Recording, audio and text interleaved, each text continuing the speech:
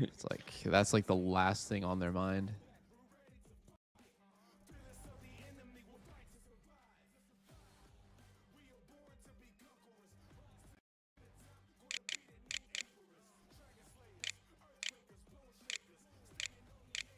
Dude, last night I just downloaded Claire Obscura Expedition 33 on my PS5.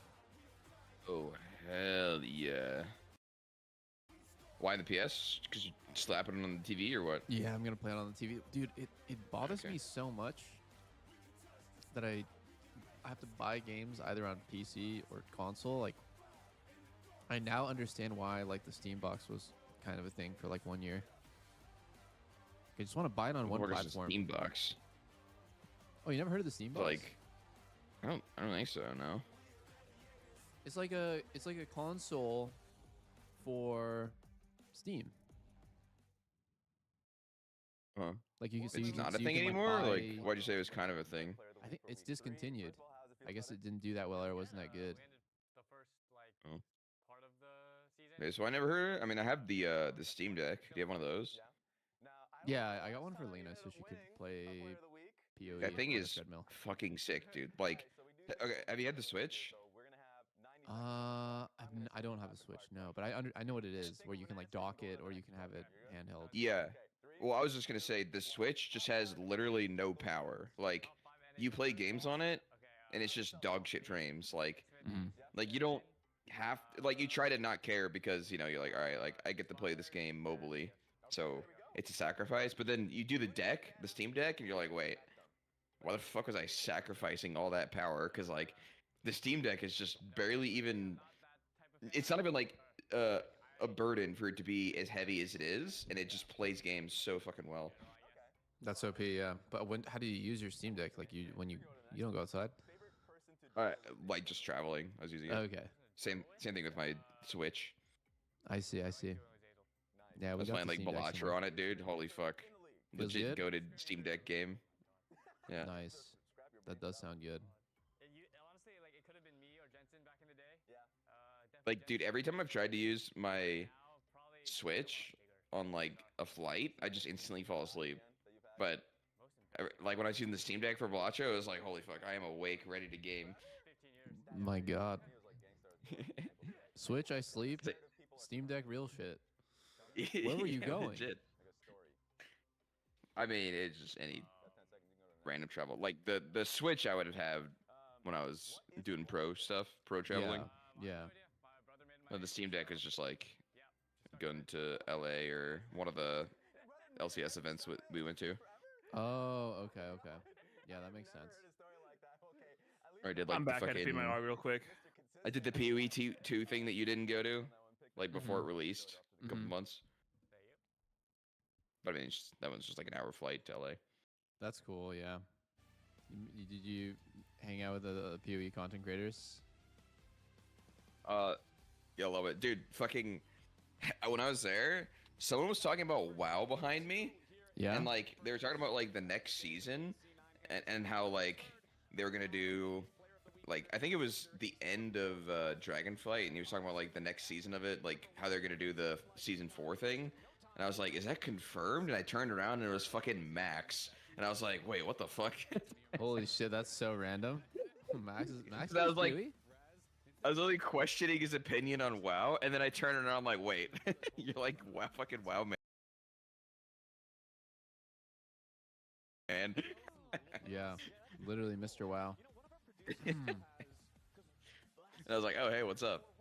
'Cause I did like a fucking Lost Ark sponsor thing with him. So like I talked to him a little bit before.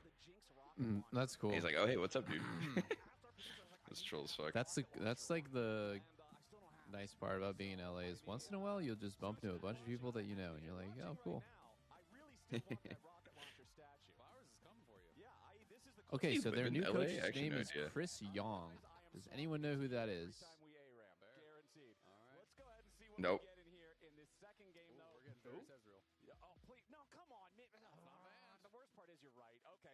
Corporate man to be blamed. You know, I would actually think something like that, but since it's disguised specifically, like the team, like I think it would be less likely for that to even be a thing. Like some dude to come in and stoke some bullets. Mm-hmm. Okay, so I looked him up. He is the general manager. So like that's what his Twitter says. So I Okay, think what so it is just the they just don't have villain. one. Yeah, they don't have a coach. Yeah.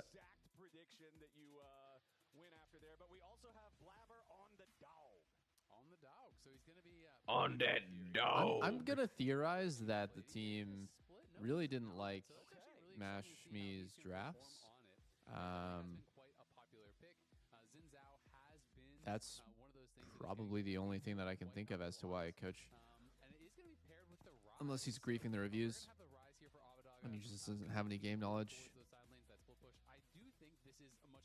No aura. No aura. I wonder if they're putting. I mean, maybe you kind of have to, like, putting a lot of the burden of Fearless onto the coaches. But did they get rid of him before they had best of threes here? Yeah, it was like yeah. coming into this week. Yeah. That wouldn't have been it. Okay. I think that coaching did become like a lot more difficult of a job because of Fearless. There's a lot to think about, and you can't really just follow an easy formula the same way you could before, where you're just like, okay, like this is just how the drafts go in every competitive region, and so I'll just kind of follow this flow chart because there's just too many mutations now. So you do have to think better on the fly, and you have to. Is it really all on one person though? Because I feel like It shouldn't players be. all have different views on what is an okay and not okay draft. Yeah, it isn't. There's also the diplomacy of like trying to please your players because there's like preferences that they have, and they like there's not like a lot of data. So what if your team will tilt if you don't pick Pike Nidalee? yeah. Then it's GG. Coaching career is over. Drafting is mostly on the players. Yeah, I would say the coach is responsible for having a general outline for what you want to play, and priority list as to like. And also the coach is the final decision maker, right? Like the final call is made by the coach when you're at a crossroad for like what to do, and if you're constantly I think the making the coach is going to have more burden specifically within a series, especially a best of 5, because of all the scenarios you have to run through and the little time that you'll actually have. Mm-hmm. Like, the coach will actually have to do some decent work there. Be like, okay, like this is probably what's going to look like because of literally these 40 fucking bands. Yeah. What if they just made champ select like much faster? That would make it harder. Yeah, I think that would actually degrade the quality of the game. I think it's a perfect length right now. It's With not too much- Fearless specifically, you definitely need time. Yeah, you need a lot of time to think about this insta-slam Braum on 5. Midas doesn't need any time. It's just Braum every game. Tank top every game. Okay, actually, No, I like bruiser tops. I'm not a huge tank top enjoyer. Oh, okay. I think tank jungle, tank support is better. I think right now tank jungle is kind of shitty. Like Maokai, Sedge, and Yes, Spire don't feel that great. so bad. I mean, I think Nefiri and Lilia and Xin are better. I don't think Sejuani's terrible, but there's just a lot. Yeah, I mean, I don't think you go tank jungle every game, but I think if you can, you should.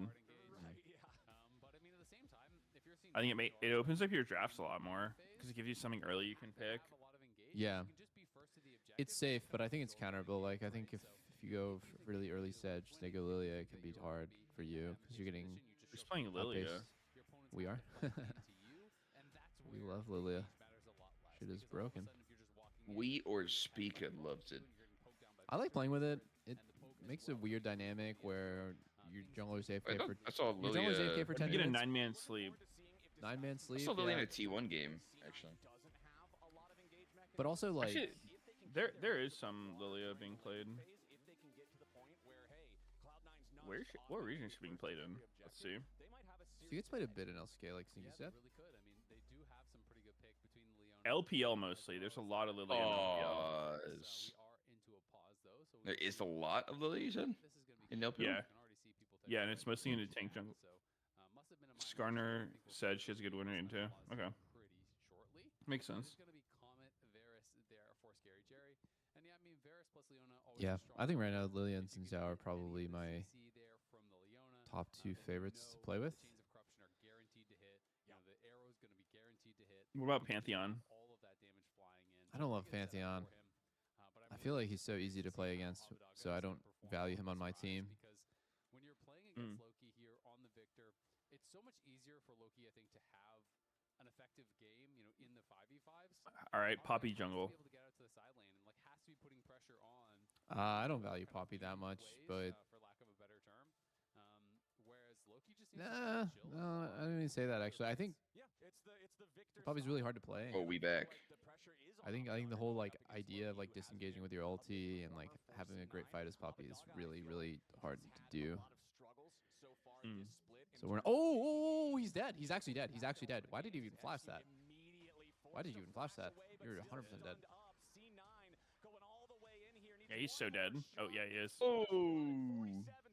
Took some flashes, but they got there. Yeah, it took some flashes. It was a lot closer than I thought it would be, but that's a scout punish. So what really happened there is someone showed bot, right? So Thanatos, I believe, showed bot lane. Renekton showed bot try. That's why Scary Jerry queued. And as it's like a flow chart, XU was like, okay, they're invading bot, so I'm gonna run in topside, put a ward down, but it was a trap. C9's bot lane was actually there, sitting for it. It's just like a very good read on what this team's habits are when they see people invade.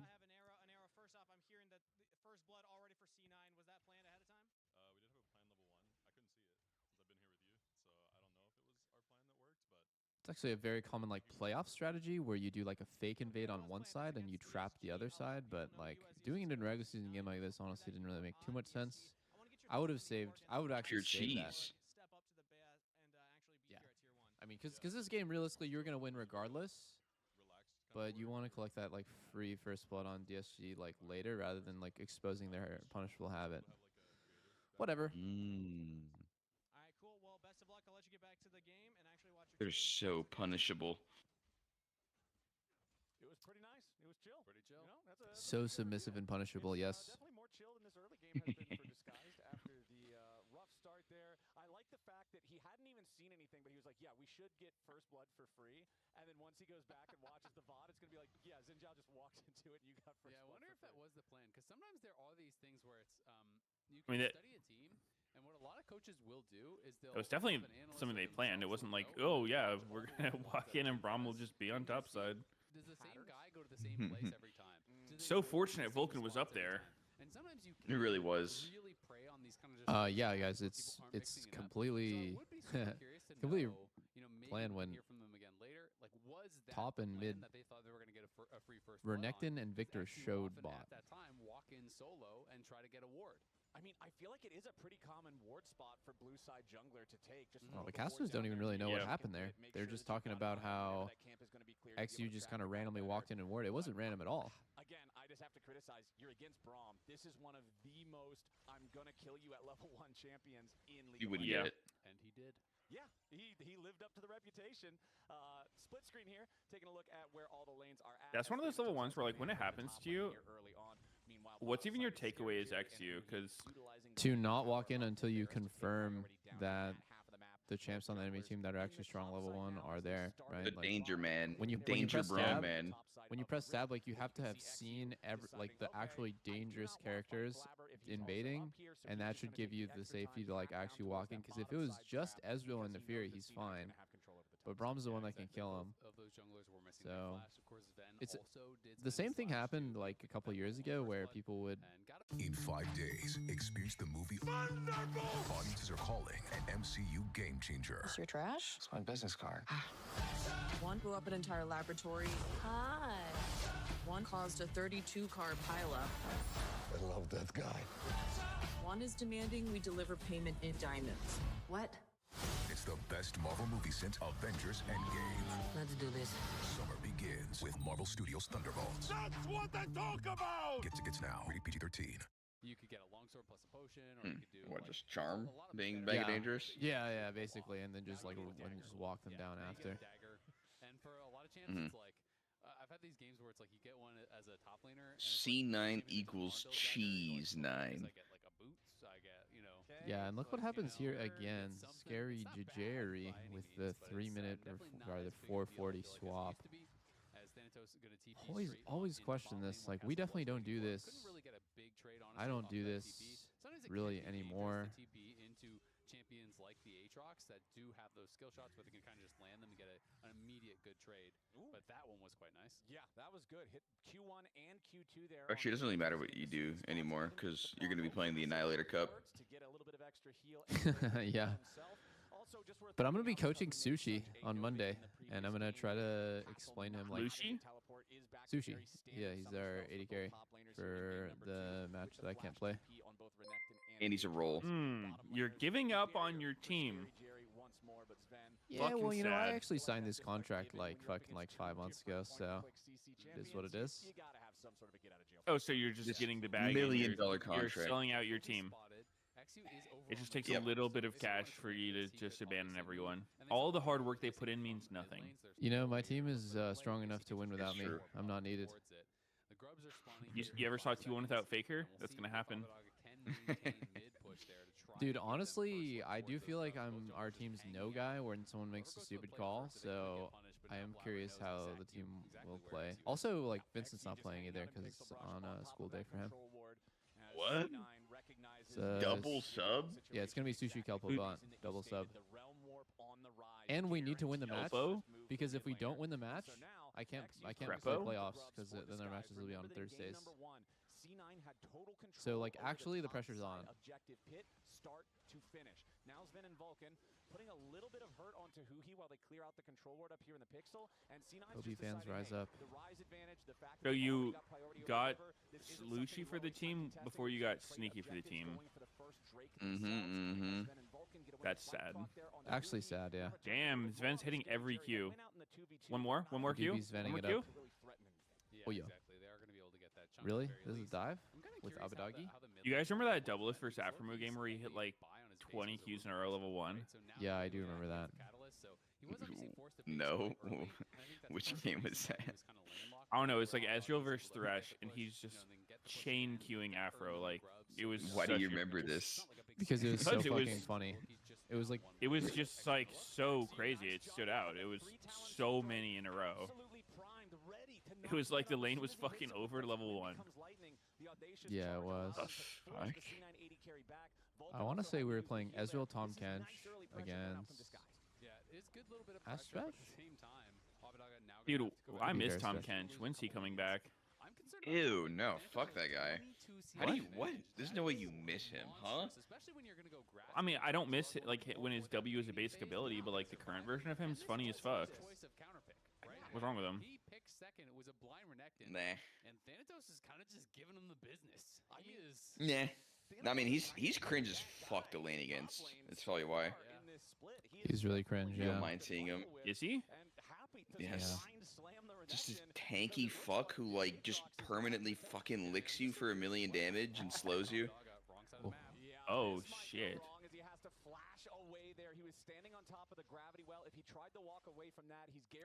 I think his ult gameplay is like fine later. It's just like his lane is really annoying to play against. Mhm. I see. Another who he engaged angle. Oh, it looks good. Look, he dead? Maybe? XU No.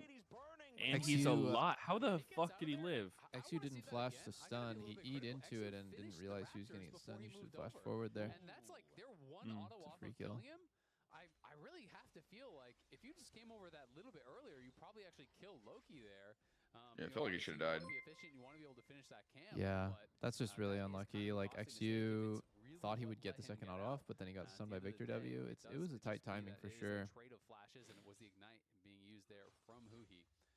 But yeah, not sure exactly what all went wrong. So let's watch this one more time. So, I mean, yeah, I just feel like if you're gonna commit to See this this. play, then you want to be pulling off a lot earlier. Like He's pretty late It's to it. caught. He goes back to actually finish it Giga off. CC'd. Oh my God, XUW'd the Raptors Oh. there. That's what happened. Yeah, And then if there was here, a win man, he becomes got lightning stunned. If there, he just Loki's flash dead. out it, it was chill. 100%. Even if he didn't have his W and just that was a kill. So I get it. You want to be efficient. but That is was one of those fucking cases weird. where They were completely out of sync. And, Yeah, and you as got Ayla was advantage, pointing out, but like not for worth the sure he trade. could have peeled off of Raptors. Right, like going back, if you can take that one back, you want Yeah, I don't think you W that Raptor. As we'll see how this goes. Disguised once again, looking to control the top side of the river. Blabber jumps over the wall. But he's got back on. Wait. Oh no, and now Flabber. Flabber is actually caught. Holy. With the Hound's pursuit, as Disguised was ready Wait. for the Nefiri. That Sin Chao just fucking knocked them all back over the wall. Yeah. Oh, it actually could be kill. Could be kill. Could be kill. Oh. But like, seriously, like, why did Huhi not just ulti off the initial stun? I think that was kill. If it was EQR into another D9 Q, just keep living all these engages. right? Like, if you perfectly change that on Vulcan, I'm pretty sure like he just gap is closing as Sven was able to pick gets up a couple fucked saves there. there, but at the end of the day, he's gonna grab these and yeah, is up that full 2 waves and a little G9 bit getting more. lucky, On top of it, lucky. Still though is expanding. It feels like that advantage 26 CS for have Thanatos I as encountered the wave full has heal stabilized Nidalee down here. support where And there's when 100% Thanatos of time on gets that E? first item, he is gonna be feeling really Yeah, good it's kind of against Castle. interesting. It's like a weird Now, let's keep our version eyes of on an this second enchanter. set of grubs as the pit is warded by Weird Sven. is They know that one way to Disguised put is it. starting up. Disguised already got the first 3 for free. It's stronger than Sven you'd just think, opting to but go for it's the definitely handshake not objective as trade strong on as that, but a it looks like regular this time enchanter. around, So they're I'm not like willing I'm to not let torn the on it. same thing go down. Disguised Doesn't give got move the front speed. the first. Nope. Every enchanter gives move speed. Whoa, Oh, what what a the sick fuck? rise ulti. That was so Oh cool. my That was god. so cool what they did. Wow. They watched enemy team walk in and picked a side with Rise ulti to just fucking go, and they went on the flashless Victor. Vulcan tried to stop it with ult, but didn't land. Yeah. Yeah, I really like that. They knew there was no flash. Now another fight. Wait. 69's getting Looks rolled pretty here. bad. Oh, Oh, Flabber's surely dead. Oh my god. Damn, C9's getting fucked on. What's Yeah. going on? Can he reach? Wait, Okay. lethal tempo Ezreal? Yeah. Dang, it's not bad. Is this It's- normally? Yeah, it's normal Yeah. now. Yeah. When enemy team's really tanky, it's normal. Up 1.2K. I mean, it just stacks in her Everything- Q. It's just- It does a lot of damage. It does a lot of damage because you get 50 attack speed from your passive, so that gives you a ton of on-hit damage with from lethal. It's better than Conqueror? Or PTA? It is more. Sometimes. It is more all in than Conquer. Yeah, it's a better all. It sounds like it could be maybe better early, but I swear later on, Ezreal never gets to auto. Yeah. Well, I agree you with don't need the auto for it to get use. It works in the queue. I mean, how much damage is... Yeah, I know it applies on Q, but like, it can't be that much. It does a lot. It's Well, weird. if you're only hitting Qs, you need 6 Qs before it adds a single point of damage, so that won't be good. It's definitely for early all-inning with auto attacks. If you're not Yeah. autoing, yeah, like probably better off. I mean, it's still good mid game. Yeah. I don't know. It's randomly not bad. Like, it doesn't sound like it should be good, but Yeah. it does work. Yeah, I mean, I agree with you. I mean, It's- I don't think it's good. useless or anything, but just compared to the other options you have, seems I think in the context of this game, Like, where the enemy team is very short PTA was range, better. it's a very short range enemy team comp with triple melees, and the 2 carries are, well, actually spoke carries, so it's Probably the actually condition, yeah. And if you're you're playing getting He's with got a special Braum melees. too. Yeah. You think it it's- has to do with the Braum? Probably a bit, yeah. Oh, what? It's kill? Never really know with Aatrox how much he can drain. And You that got does Yeah, I no think it. he's fucking dead. health back. What the hell? Blabber dodged the sweet spot Qs. Dude, what? There's this new meme today. I heard it from my friends about the gorilla. What is it, guys? Like who would win, a guy or a? What was it? Like 100 guys, 100 humans against one giant gorilla. Is this Who'd a new win? meme? Is that not just a variation on the like duck-sized horse versus horse-sized duck shit? Are we talking about a it. regular-sized gorilla? Double 'Cause if kill! we're talking about a regular gorilla, of course 100 humans are gonna win. Is that even Do you guys know how much fucking people 100 humans are? What kind of humans though? Is this like fucking? That would definitely be a joke if it was Is it a 100 regular gym gorilla. bros or like 100 fucking? Yeah, league what were you players? fucking talking about? Like what? Absolute disaster. 100 Maple Streets or Gorilla 100 would fuck bodybuilders? you up Like pretty we bad. didn't- At the very end of it, they're going in here. They You gotta show us the we're just meme. gonna commit. The teleport A we're already committing 100 before they DL even go into viewers? the Zenith Okay, blade. well, we lost. Who he does lock The up, gorilla but wins that. Get this on him. Maxi was there to follow. They kill off Loki quite quickly, critically. Unfortunately, who he goes No, down I mean to it can't be is with a great weapons. That's just backstep so. from Yeah, of Scary course. Yeah. Jerry. 100 What if they all dudes had with guns or guns? one gorilla? Backsteps it, Like, but yeah, then no, he walks guys. back next to Can we're they? talking about, People be you know, inside a tank? Really good timing there from Yeah, Falcon can- on the can you use a glacial fissure nuke? as Well, you could see in the replay. Can you be in a Cybertruck? At the very edge of the turret. Wait, a nuke kind of I changes that definitely think the dynamic, gorilla huh? would do some damage, right? But 100 humans, seriously, 100 people. Of course, we're gonna win that. It's if a it was a joke. giant gorilla, It's maybe got to we be a would. joke. No, it's a real debate on. Would on you Twitter. want to be like? I wouldn't Yeah, want to no, be one of that's those very 100 real. humans though. Yeah. Even if you were gonna win, like, who's going in first? Whoever the gorilla starts hitting first is literally gonna fucking Instantly die. dead. Yeah, no, you're one shot. So honestly, I'm playing backline. Real win. They did get one win in the best of 3 against Dig. Yeah, everyone's actually been debating about this for the past day. It's been a great debate. I would be happy if I could go through my whole life not getting into a fight with a gorilla. That would do a lot for their confidence, but they are a long way from. What if you got into the ring? How is Thanatos Renekton always so fucking ahead every matchup? Because of the 50 CS lead up in top lane, plus the kill, plus the plate. I mean, it was already bad. Like, he did just get a gank, It got but so much worse. this lead You're is already not losing a matchup, and then counted for by one gank. pushing your tower, Yeah, you're but Medius, what if the gorilla had boxing gloves on? Would you be okay fighting it? completely out of the game. No, bro. That would help you. You Yeah, would that's what I'm rather. saying. You said you don't want to fight him, but I'm saying, like, Oh, what if he's got boxing gloves and shit? No, he'd still probably kill you. Dude, I think a gorilla could literally one-shot a human. Like it would, That's they would just morally walk up to you, fucked hit up. you in What the head, hell? It's fucking over. I bet the gorilla would feel horrible about killing you. That's just fucked. No, I don't think so. What do you mean gorillas are close to humans? He could be your Not really. grandpa. No. Your great uncle. What's so great about them? He's stronger than you. All right, guys. Apparently, a gorilla can lift objects weighing between 1.5 and 2 tons. Yeah, good luck That's with the- that. the I'm god not going gorilla. first, that's for sure. But I think we win those. When do they have to do that in nature? Like, what are they lifting that's that heavy? Probably like trees and carcasses There's and like shit. there's like straight Rocks. dumbbells. I don't think They did it. dumbbells get up to 2 tons. Yeah, the stray ones do. They're wild as fuck. I thought they could have had a guaranteed dive on bot, but then I think he saw there's a better play towards mid as the Herald got some. Where are you getting this That shit's info? spooky. I'm doing my own research right now. TheSun.com, Infowars, Google, one of those. It's true. Those rainforests are home to some very large dumbbells. They would have been able to get a They kill, are, they at are. least, trade something And for is the that gorilla hero play natty? mid, but at the end of the day, they That can't changes find things it, as well. and Gold sitting dead Is he even on with his gear? Tale of 2 lanes. It is the gold lead for Abadaga versus the gold lead for We have to really Thanatos. ask here. And DSG are continuing to play through side lane. They need to do this. I don't want They don't have car jacks, so they have to lift the cars themselves to change the tires. Oh. Utilize Abadaga, play through side lanes. The If they gorilla don't win cars, one I side lane, see. realm warp away, look for a play elsewhere. That's the kind of play style that you have That makes to do. sense. It's got to be this run and gun style of play. Don't just group 5 and walk into this brawl. How about 10 humans versus a gorilla? I think the gorilla wins that. And I feel like we've seen a lot so far in this first 18 minutes. The weakness of Cloud9's lack of engage. Given infinite time, could a gorilla pass a driving test? Yes. During infinite time, yes. Would the gorilla wear glasses during his driving test?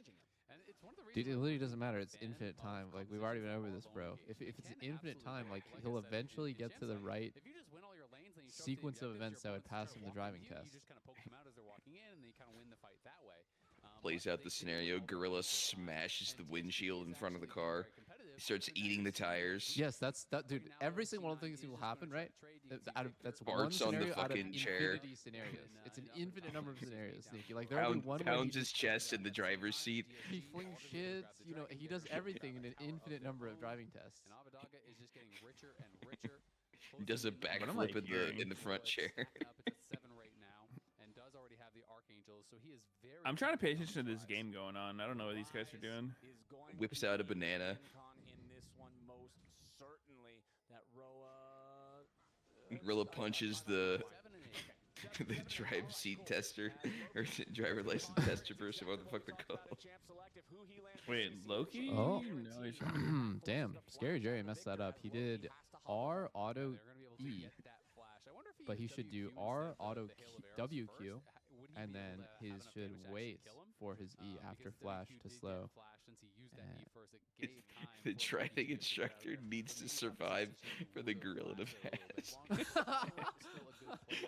true. That's true. Able to get that flash off of Loki, who's now going to be really vulnerable because no flashes were spent. I mean, it could just be a merc check diff, right? If you're normally used to. Why are we talking about gorillas? I don't know. Apparently, it's like this big thing on Twitter right now. Anyone know have a link to like the original? There's like so many memes about it right now.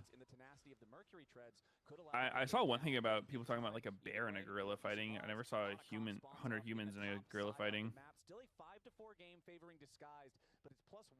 There's like this famous dude who like I don't remember who it was. It was some celebrity or athlete or something that said they could take a gorilla in a one-on-one, and it's just like, dude, you're like so uneducated if you actually think you could beat a wild gorilla in a 1v1, like unarmed combat. With their gold advantage, right? Both of these players have an early 2 items. You can see this. Derek's now. Oh, my chat says it was Mike Tyson. Yeah, I mean, guys, he just doesn't understand like before the team fighter loses their cooldowns. the world. Yeah, I mean, it's hard to imagine how strong they are. It is going to be Gorillas can lift 10 times their body weight. That's fucking insane. I think because of where it's placed, doesn't see over that wall. Because the Like, That's how does like- that's physics my even warm-up. support that? That's my Like, warm-up. why can't people do that? I thought only fucking ants could do that because they're so small. Well, I mean, some of us can do that. Some of us are really just really good at 80 carry, and they can do that. Ooh. Hold on. Oh shit! Instant Oh one shit! shot Wait, on Loki. Loki. Flash. Wait, Nice Loki's alive. engage. He's alive. He's gonna flash. Not Oh, long. dead. Both Got mid reset laners here. first to go down. Really messy fight. Why is Varus DSC's losing. This angry looks pretty bad for beast? C9. Is it though? Oh, never mind. No, it doesn't. Sven got out. Oh no! Scary Jerry missed. Holy shit! That was Sven not just looking dabbed on good. him. Wait, Penta? Oh wow, he stole the Quadra. Nice. Thanatos is gonna Okay, that was looking sketchy for C9 at first. XC was kind of fucking on them, but Sven slipped out. Maybe the other side of the fight was too cursed Dude, though. the end of that fight where Scary Jerry did auto and then tapped Q on Sven. If that Q hits Sven dies, doesn't really change the outcome of the fight. They're still gonna lose, but like it's just fucking hilarious. Cause Sven, when he dodged that like tapped Q, he just started emoting. All right, what's this? Yeah. Scary Jerry's running at him, Take him down, and then Sven's not paying attention. He's like auto tap Q missed, and then Sven just starts emoting.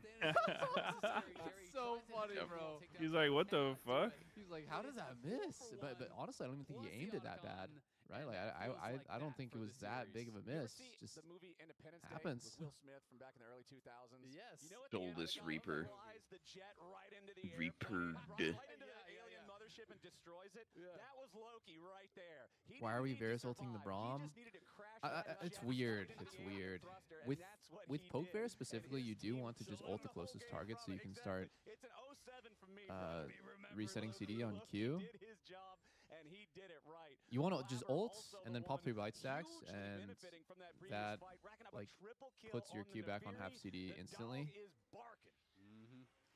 Looking good. But yeah, man. they It's lost the looking fight good for because C9 Adacon's now, beating the just shit out like of the that. entire This team, game and they was- didn't was one-shot really on a Loki. knife's edge, as you said. And then Yeah, all of a it took sudden, forever to kill Victor. 1.6K gold lead. Victor, yeah, Victor got like Adacon's so back. much damage off. I don't think it's going to be as severe as last game. Yeah, 15 now instead of the 2 roses from last game. Yeah. And then C9 does have 38, but still, of course, they are going to be feeling really, really good. And they get 25% increased effect from all other epic monster rewards. So they are going to be getting more from any dragons that they do. Is it a pick up. money waste to And build C9 opportunity definitely on is going to be Varus? wanting to fight this next dragon here. I don't know what think you does wanna more give DSC damage, a opportunity free or third dragon finished 'cause mana that's a immune. potential win condition for them, especially since it is Hextech Soul. You can see Loki is basing his This one time, my boss calls me in the middle of a battle and is all, "Blah, blah, blah. Where are you?" I told you I was under the weather! Respawn by Razor. Get lost in the game. When you see challenges as opportunities, you make even the most extraordinary dreams real. Introducing the all-new Passport Trail Split. Our most capable Honda yet. Comcast Business doesn't just power businesses. We help turn them into logistics mastering, supply chain transforming, seamlessly restocking, frictionless paying, poke bowl ordering, cyber securing, mobile access granting, data managing. Welcome to the worlding modern businesses. Powering the engine of modern business, Comcast Business.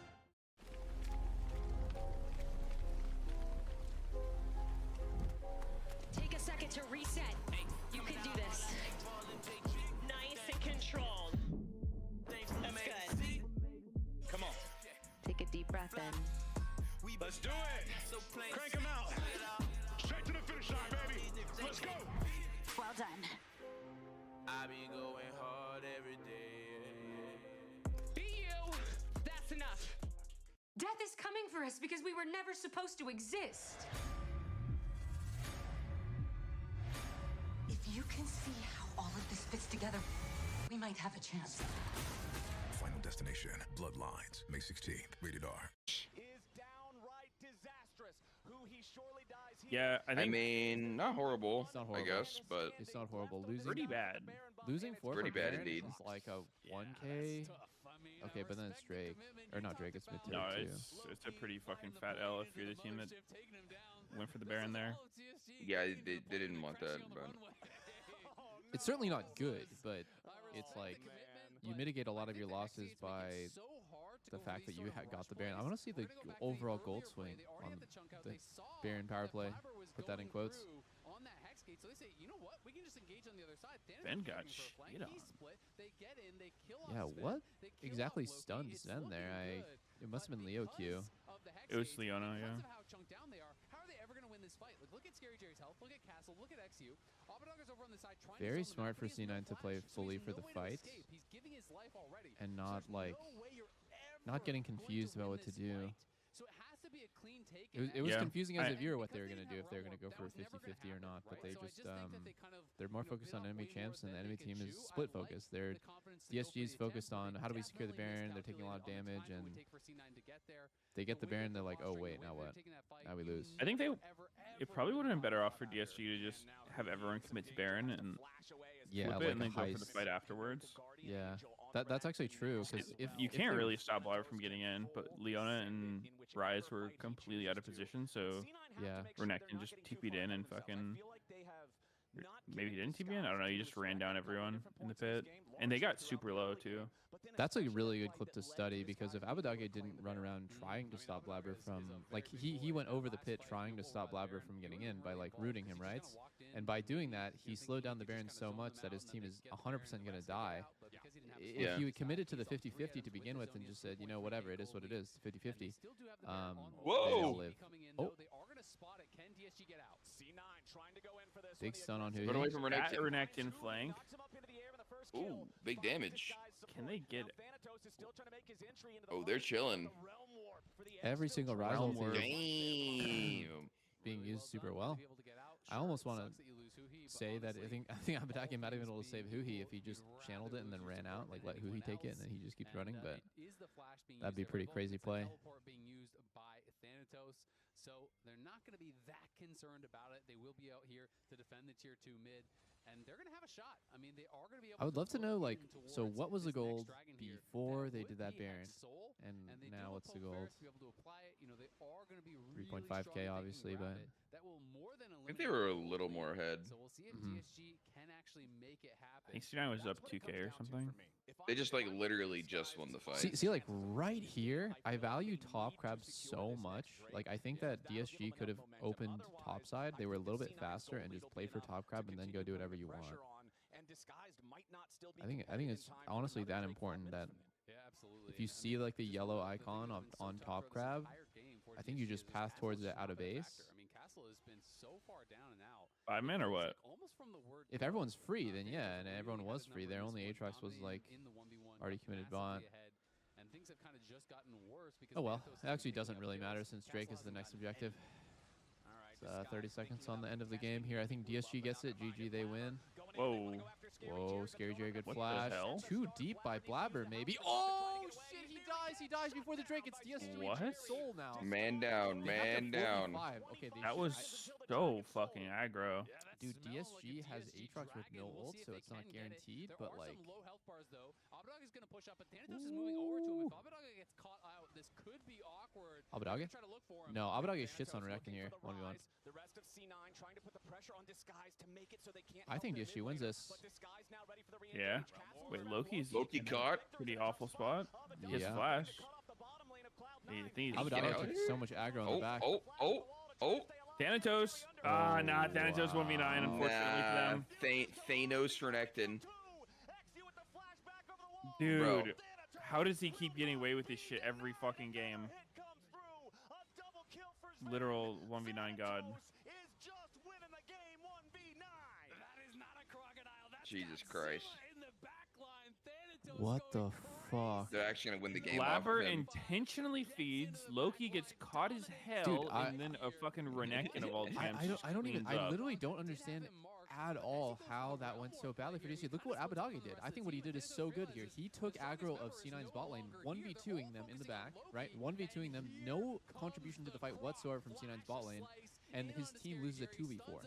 They lost a 2v4 to Victor. I mean, Renekton. okay, if you think of the bot lane is useless and Renekton is the god carry, then I think what Abadaga did is troll. Yeah, I don't think what Abadaga did was very good. But I mean, guess, it's kind of yeah. hindsight. He's their most fed guy. He's essentially removing himself from the fight, right? He's fighting a 1v2. And he is the fed guy. Yeah. I see don't what think you what he did mean. was Like good. he might be worth more to the fight than Sven and Vulcan combined, but like I don't think what he did is just like so unbelievably bad. Like his team literally lost a 2v4, and yeah, I think part of it is Scary Jerry is playing poke bear, so they don't have too much damage. Yeah. Yeah. They actually He's can't do definitely the guy anything. who can kill Renekton fast. Yeah. He is the shredder. I see that what he did was probably like a net negative, but it wasn't like so bad that it just should immediately lose them the fight by itself. I don't think it was a horrible decision. Yeah. But I don't think it was a good one. Yeah, I feel like fact. 90% of that fight was because DSC's position was in the back of the pit where they had nowhere to kite, nowhere to run, and they're just getting shredded by Wait, the Thanatos is fucking wilding, no? He is, yeah. Geosterics here? Dead. Wow, he trades at the very What? last second. He trades. Oh my god. That was kind of crazy by Thanatos. It was. He had but like when no he was GA, 1 no HP flash, and when he was 1 HP with his Sterix popped, he turned around, stunned next to you. Good trade. Here we go. Gumayusi. Nope. Oh wow. my god. That's actually depressing. That's You actually. can't get Oh, tagged. that's gotta feel bad. I'm actually Or getting you depressed get watching this. bagged. But getting picked off there, now dead for 50 seconds as C9 is armed with the Baron. Thanatos is still dead, but he'll be up in 15, and he has a teleport ready as soon as he spawns. Yeah, this is going to be To me, it just feels like if you're Ryze in this game, I don't think you should be looking for trying to assassinate backline. I think you're up against Renekton and Nefiri, who is diving into your team, so you're gonna have easy targets to hit. Yeah. You just front to back. Good bouncing. I think outside of that one fight, Abadai actually played really well though. Like a lot Yeah, I of mean, it was- DSG's it was advantages solid was game by him. because of him. Because his ults were so good. Thanatos? Nice defense from Disguise, but C9 are not done yet. Who he low, but not exactly close to Wow, death. this is how much? This is 0 haste on Loki's Victor, literally 0, and he's like probably like 200 AP with this build too. What the fuck is this build? This is how people have been building them, done now. I mean, I think usually they go Riftmaker instead of Zonia. Zero haste, 0 AP. It's so weird. He I- fuck is is a he? tank. Yeah, it's like tank Victor, but it's 3 items. I feel like he could be double.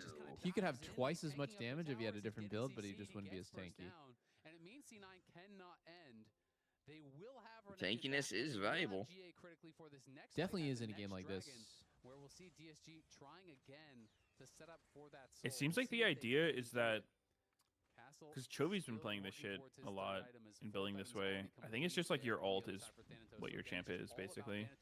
Yeah, it's all about getting your ult. You just build tanky enough that you're not getting one shot, and then you're kind of just relying on your ult to do everything in fights. Oh, he has 10 from Transcendence. That's true. Wow. Sneaky, when's the last time you saw that on build? As real. Thanatos will just clear the fight. Tunneler? What, the Chempunk Chainsword. I forgot that item existed. I straight up forgot it was even in the game. Yeah, I mean, anti-heal and 80 carries is just so fucking limp. Yeah, like if you get it over Lord Dom, you lose like 580 or something. No, I just mean like the value of it's never really high. You're never really like attacking anyone. Yeah. He's just not applying it well. So if Ezreal gets a 5-man ulti, he applies 0 grievous wounds. Since it's magic damage. Nice. Is that how Chempunk works? Yeah, I just googled it. I was curious if it works the same way as It's Mortal. Fizz? Yep, has to be physical. That's why sometimes I just feel like people are so delusional about that stuff. Just like it's literally dog shit. Oh, dude, you need to get anti-heal He actually on shouldn't have even Varus. bought And it. it's like, yeah, dude, I'm totally gonna get a 5-man queue with Varus. That makes sense. For what would be the next dragon, which is soul point for both teams now. So that's when they have to fight absolutely. Oh, does the mana immune proc work? I guess it does, yeah. Oh, really? So it is applying it? Yeah. The interaction with mana immune does work then. I mean, I don't think it's even a reasonable thing for the ult to be hitting the whole fucking team. No, I think it's fucking useless. There's certain champs that are I mean, really he doesn't even good need with applied across the board, though, right? Yeah. He just wants it for Aatrox and kind of on Zen. Kind of, yeah. Yeah, I mean, and you really have to be, because they are very high damage at this point. You have a carry jungler. You have a lot of threats here who are very fed. Castle's going to be pushing up in this bot lane here. They're trying to look for this tier 2 down in bot. Trying to keep Castle relevant as much as honestly, DSG is still in a position where they can win. 5k gold down this point in the game doesn't matter. What actually matters is getting a pick or getting good fight going at the right time. That would be like right before Baron or right before Soul. Since it's 7th. When the vibes are right. When the vibes are good. Vibes matter way more than gold at this point. In these like super late game situations too, I think it's really good if Varus is just constantly spamming, like just like looking for ulti, even if the end result is that you get Zhonya's or you get Flash or just literally anything. Even if you get Sven's cleanse, it's 100% worth it because Varus ulti is like a 40-second CD late game. You literally just want to use it before the actual real fight starts. We'll see how they're going to be able to pull this off. Castle's still down here on that bottom side. You can see that Thanatos is moving up towards the team as Hui's trying to get into their. But I think it'll be tough. A little bit of vision, I feel like DSG's comp doesn't scale. Saw the vision plant get hit there by Thanatos, and they're up against a late game Victor. Back it up, and the map is very dark right now. Late game 0 AP Victor. From their point of view, yeah. 0 AP, 4 AP items.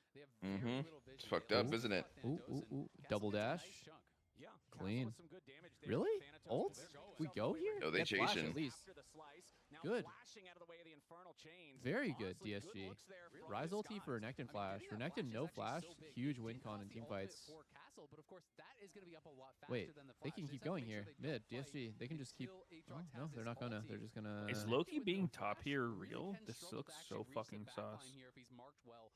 They're running at him. He is completely by TP himself, out. yeah. TP out. TP out. He has to. He's out. He's TP'd. Leonol? Oh. No, it wouldn't reach. And now DSG's Is in a Loki weird being spot mid where... here sus? I think the worst thing that TSG could do is start Baron here. Recognizing that this guy could be going after the Baron. Ooh, they got some good pinks. His way back into the mix as Castle's ready to Yeah. intercept them, finds a couple of Qs. Thanatos slicing forward. The Aatrox Fighting. dealing with this Fed Renekton pretty well at this point in the game. Wait, Thanatos? What the hell? Wait, he's so...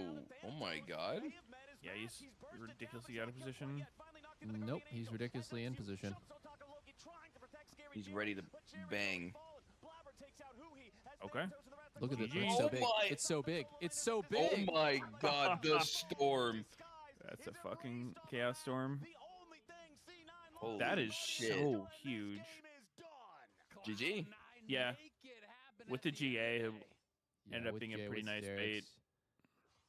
He knows his limits, or rather, it's not even his own limits. I think he knows what will happen when the enemy team blows all of their limited damage on him. It's gonna be a good fight as long as his team is like also in sync with him. Pretty cool. Mamma mia. Mamma mia. Nicely done by C9, 2-0, but definitely, like you said, made him work for it. This second game, I want to say was the Mamma mia. Aatrox has looked really useless in LCS, in LTA. I probably don't want to see it, or I'd rather. I actually, maybe it's not. I want to see it. I want to see a really good game for Aatrox. Every time I see it on Yeah, I don't know why he's being played. Dude, it's some LCK game that was randomly on. I don't remember which one. It was like the T1 game. Fucking Aatrox was just healing to like fucking full, like every fight. He was just in there, like in the mix. It looked like he was gonna die, and he just goes back to full. I'm like, what the fuck? I didn't really see that here. On the disguise players, obviously, it's knowing that you had a shot, knowing that you came as close as you did, but it still wasn't enough. And I hope that they can go forward when they do their. Aatrox feels like he's rarely just like an okay pick. He's either turbo busted or he's turbo useless. I do not love top laners with such a ridiculous variance in like what they can do. You could like, there are fights, of course, where Aatrox can do, maybe like fucking like 50% more damage than the next top laner, but then you have the ones where he does 0. A close win. Did you think it was going to be that close and they would push you that hard? I think my performance was not good today, so it was my bad. But my team is so good, and drift was, I think, bad. So we should fix the problem. Yeah, that's it. Okay. Bad draft. Fucking coach. Oh, shit. A little bit more and introduce you to our audience a little bit more. I saw that Cloud9 did an interview. Sven interviewed you, asked you some questions. He asked top 3 video games. You only listed League of Legends and Valorant. Is that correct? Yeah, correct. Have you played other video games? Yeah, maybe like some FPS game or some RPG game. Yeah. Okay, I have a list because you were born in 2005, which is the year the Xbox 360 came out here. 2005. Oh my god, what the fuck? Tell the camera yes or no if you've heard of them, okay? Okay. All right, Halo. No. Legend of Zelda. No. Mario. No. Sonic the Hedgehog. No. Final What? Fantasy. He's capping. He hasn't played them. He's probably heard of them. All right, we got one. Congratulations. He's not a gamer, baby. I think he probably misunderstood, and he thought he's being asked, have you played them, not heard of them. Yeah, he's pretty fucking young. That was funny. That was a good segment. That was good. What was the last one that he said yes to? I don't even know. I'll pull back. Was it I Mario? didn't hear it. Pokemon. Pokemon. He said no to Resident Evil 2. I've never played Resident Evil. There's just, it's not possible to have not heard of Mario. It's probably also not possible to not have heard of Sonic the Hedgehog. Hold on. Let me put you on speakerphone. You know what AT&T guarantees? Okay. Connectivity you depend on. The deal I mean, I don't know. Like, he is Korean. Like, maybe they really are less exposed to Sonic's some of the games. not big in Korea. It's like a Japanese thing.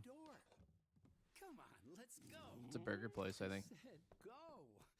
Let's. Wait, true. Silly dog. I'm gonna trade you for a cat. You haven't played Resident Evil's Double Lift? They're pretty good. No, I missed out on a ton. I'm trying to think about this again. I don't think I've ever played a Final Fantasy game except for when I got sponsored to play the remake.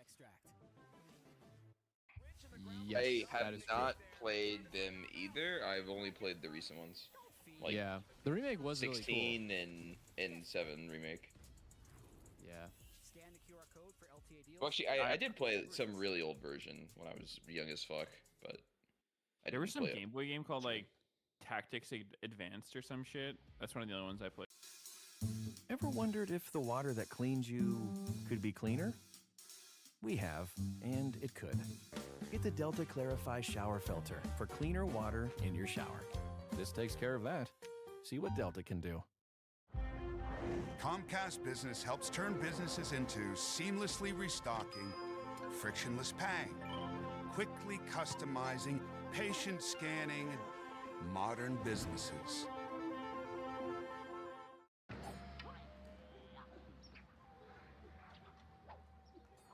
Have you seen my phone? Yeah, it's with mine. What's going on here, buddy? I'm becoming a kung fu master. Huh. We have to pass this wireless speeds, right? Yeah, we've got Spectrum. Well, I used it to absorb hundreds of years of kung fu knowledge in like 20 minutes. I don't think it works that way. Oh, it does. Hey, what's our nunchuck situation? Don't worry, I'll go find some. Master anything with the fastest wireless speeds from Spectrum. $6 never tasted so good. IHOP's Breakfast Faves combo is now just $6. Featuring IHOP's world-famous buttermilk pancakes, crispy hickory smoked bacon, and 2 eggs cooked to order your way. All for just $6. Part of the new $6 House Faves menu. We've got the goods. The delicious tasting, less sugar, no artificial sweeteners, protein-packed kind of goods. Too good, because the world needs more good. With all the uncertainty around tariffs, we wanted to remind drivers that many cars in our award-winning lineup are unaffected. That means our best-selling Rogue, Frontier, Pathfinder, and other favorites like Altima, Murano, and Leaf are all free from new tariffs. From our U.S. factories to your driveway since 1983. Probably gonna play it after my CS practice is over. Your Counter-Strike practice? Yeah, I'm playing every day until our match.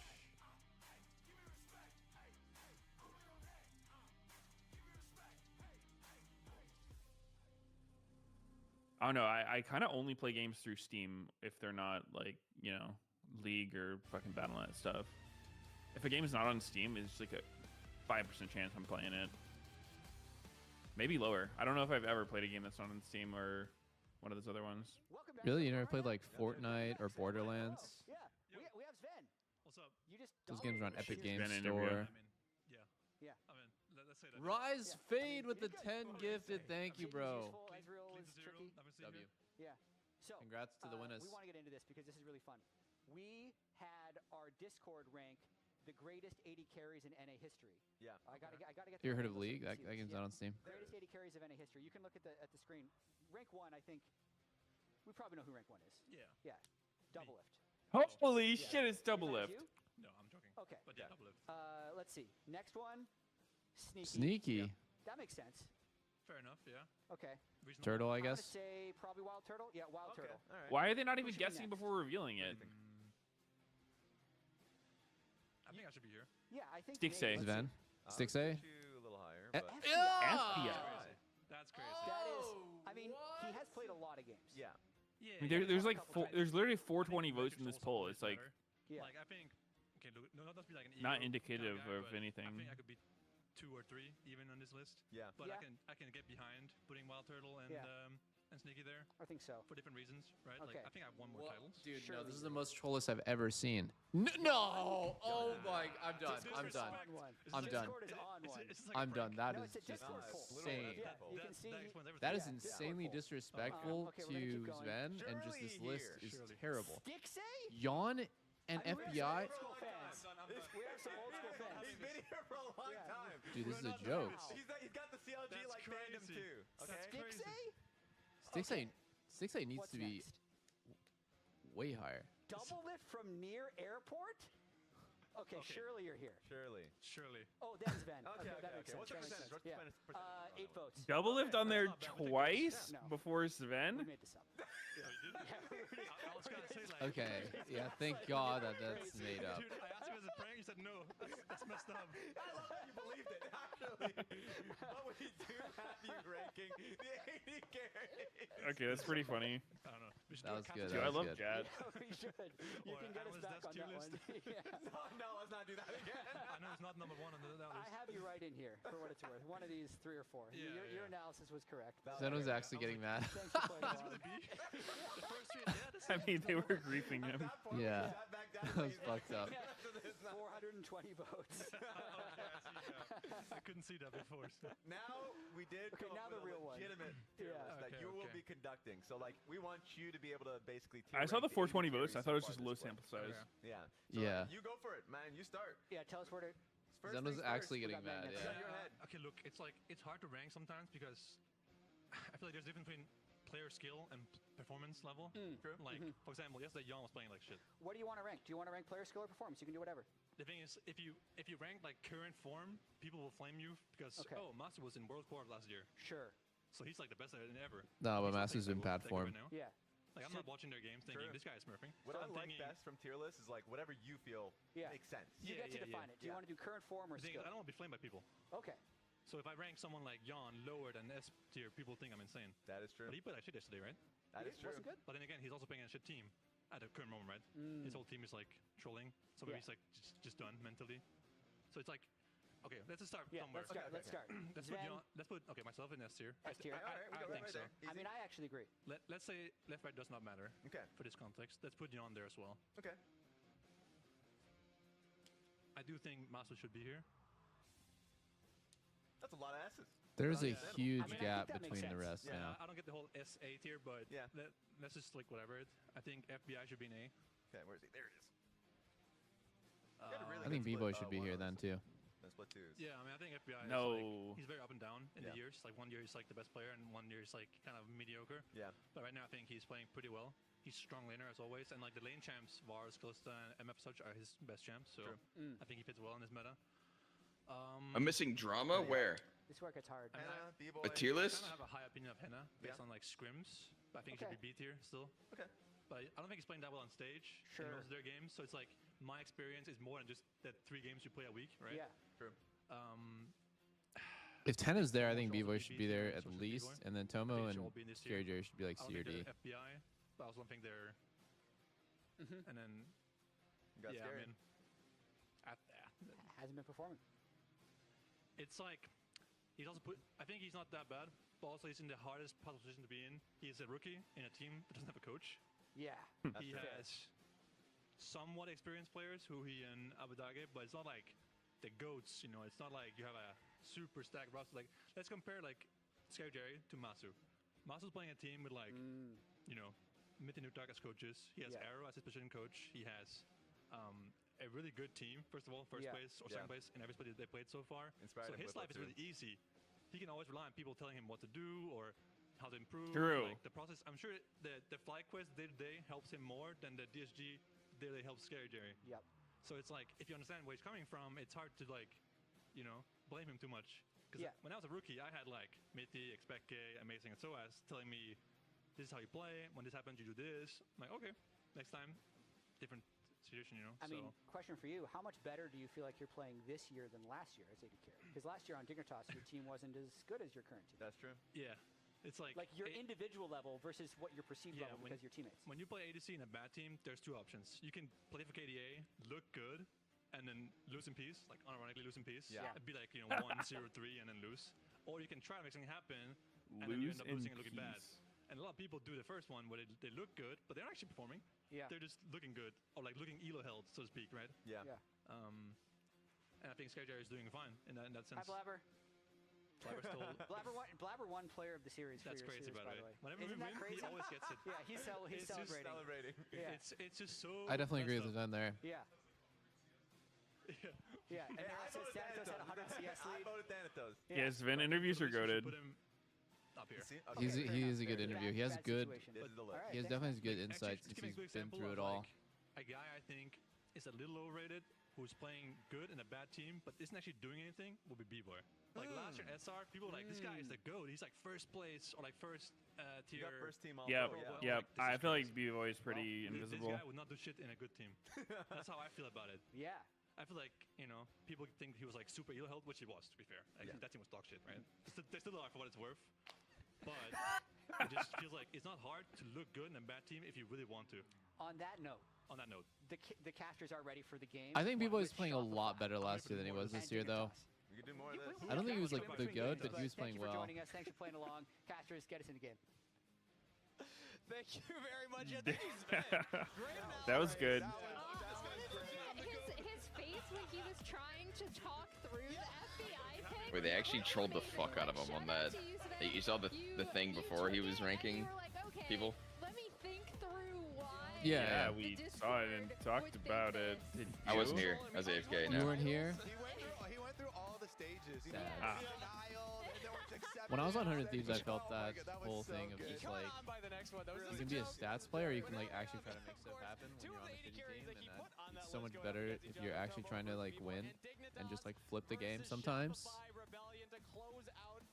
But you will fail miserably. Sometimes it just will go bad. Solidify kind of where early placements in each of their groups. And he did have both of these AD carries on the same tier. Yeah. In the middle of the tier list here, Tomo and B-Boy. So even match. We haven't had a 3-game series the entire weekend yet. Has become a bit more common now on the red This is side, match so of the we week. no longer get our This one blue side first pick would most likely be it, right?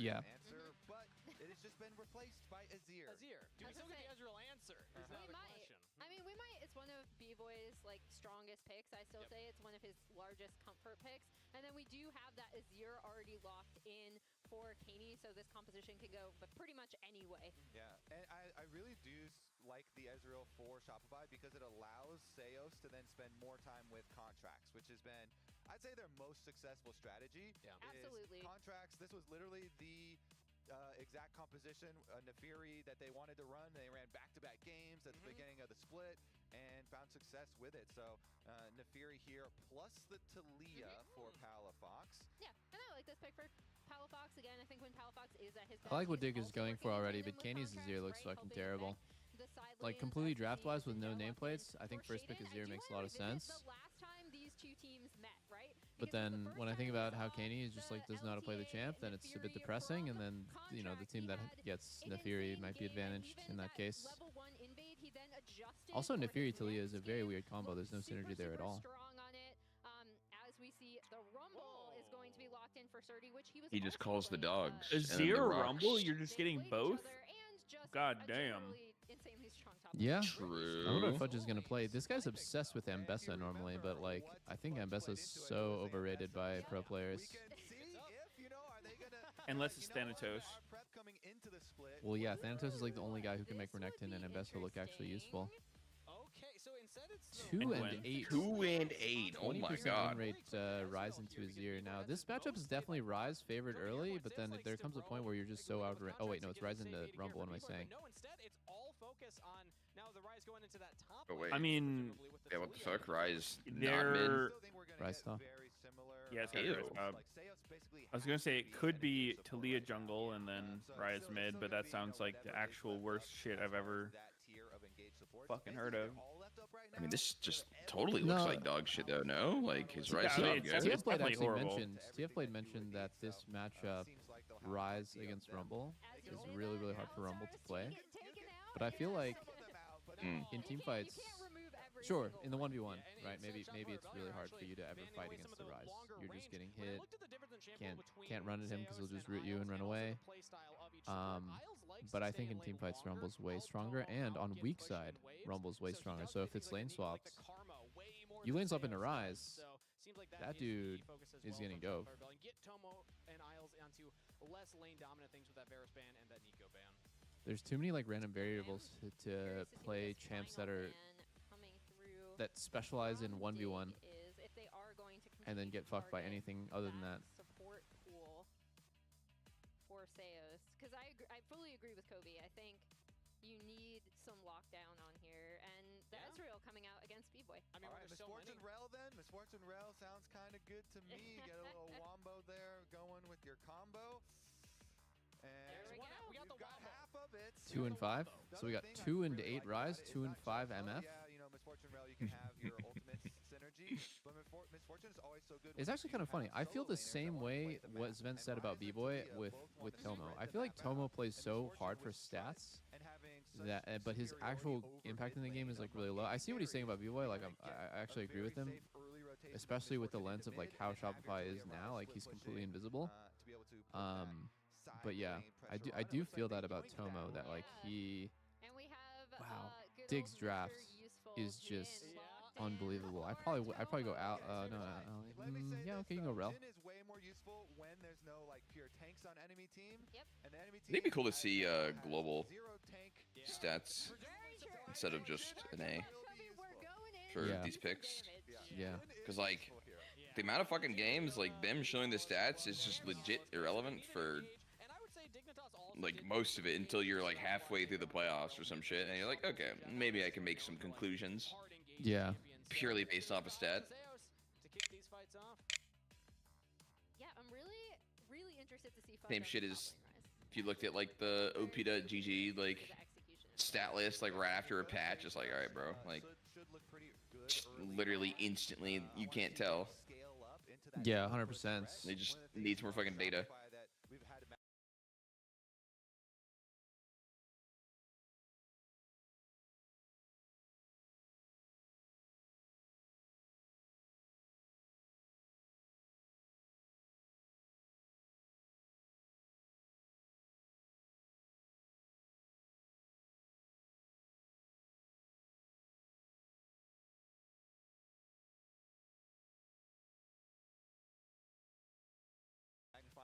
The hardest part about comparing stats between regions is there's there's like a meta that there's a meta that created the meta that exists now, and in every region it's like different. Like I think for NA, like the thing that usually wins games in NA is very traditional team comps with tank, you know, frontline, front to back. But then in other regions, maybe, you know, if you think about like LPL, they would want to play like dive. And then there's a meta that evolves like from that point. And I feel like there's just always like a lot of like unexplored picks, a lot of like unexplored knowledge for each region, that there's just like holes, there's like gaps in what they know. So the easiest thing to do would be to like copy LCK or LPL, but you can't just like blindly copy, because like they know how they got there, which is like really important when it comes to like figuring out your team strength, figuring out team identity, like how the draft actually works. The problem the first time these two teams met, right? Because that was What do you mean know how they got there? Yeah, like you have to know how T1 ended up drafting like the way they do, right? Like sometimes they just draft like zero fucking frontline, and it's like, well, how did we get here? Like, why is that the best way for them to draft? And there's probably like an iterative process where it's like, okay, well, they tried the frontline thing and it like wasn't that effective. Okay, like, but like why? Like what counters that? And yeah, if you end up just jumping in trying to copy their draft, you don't know how to play, you don't know why you're playing it. It's not gonna work. Specifically with that, it always has been a very curious thing to try to investigate, like how people are even playing no CC team comps and making it work. Shit's so weird. Yeah. Like that's the most extreme example of like, yeah, the zero CC team comps and stuff. But Hey, isn't T1 the team that would pull it off consistently? And I swear they just would perma like play through side lanes. yeah. Yeah, they should absolutely. But they also know the flowchart of how to play when the enemy team is like overgrouped. I see Yeah, so I mean, much it feels in like they NA, still get fights. Yeah, but it's usually like coming in from different angles and like baiting and kiting type shit. They don't just like front to back stand off, 5 men on the mid wave, walk into enemy team vision, surprise Pikachu, get aced. Yeah. I think a great example is like, well, why is Santos the only guy that can play Renekton and make him look good? It's like, it's the way he positions, and it's the way his team positions around him too. Like, I guarantee you, like, no other Renekton is positioning like he does in team fights, where he's like always on the flank and he's always on an off angle. But then, like, if he did that on a different team than C9, who doesn't know how to play around it, they would just let him die for free. They wouldn't go all in when he's getting caught, and they would just like he would just get jumped on in the side, and they would have lost that last fight. So yeah, like I don't know, it's weird. Drafts, it's half of it. How the team plays the other half. That's why I think Dig, they have a great draft, but like Kaney, this dude can't play his ear. Tomo could be in some trouble. Ignite was burned. Same with Barrier. 100 gorillas versus 1 man. Yeah, I think the gorillas win that. Oh no, B-boy. Shopify Rebellion get aggressive. Do not find the kill. That was actually so lucky. That was actually Isles. so not worth it for B-boy because he was like 60% HP advantage, and now he's dead even. The thing that's going to threaten Tomo here is like faking like the junglers here. So just like crash it and pretend that you're going to go for a dive.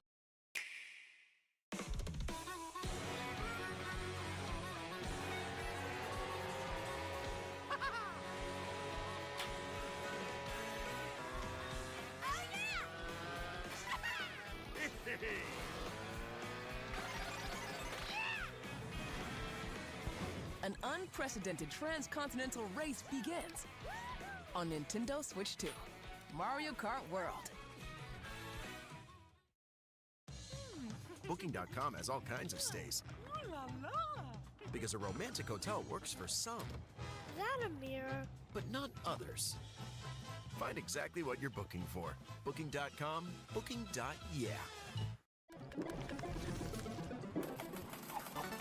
Red Bull gives you wings. Right into it.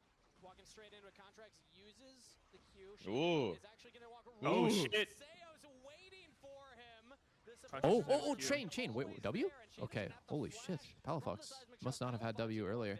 And the timing there, so it is nice. You know, Palafox wraps around 2. Damn, Shaden probably would have died if they knew he was coming. Contracts could have saved his Qs. Ooh, pull the wave. Oh, Surdy, no! Maybe, saves his second Q or something like that to have a little bit more damage there, but they still. Oh no! Exact game plan we're expecting from Shopify. Seos, work with contracts, get in that jungle. You know, set up for the second Raptor spawn, even though they didn't see it. A gorilla versus 100 thieves. Oh shit.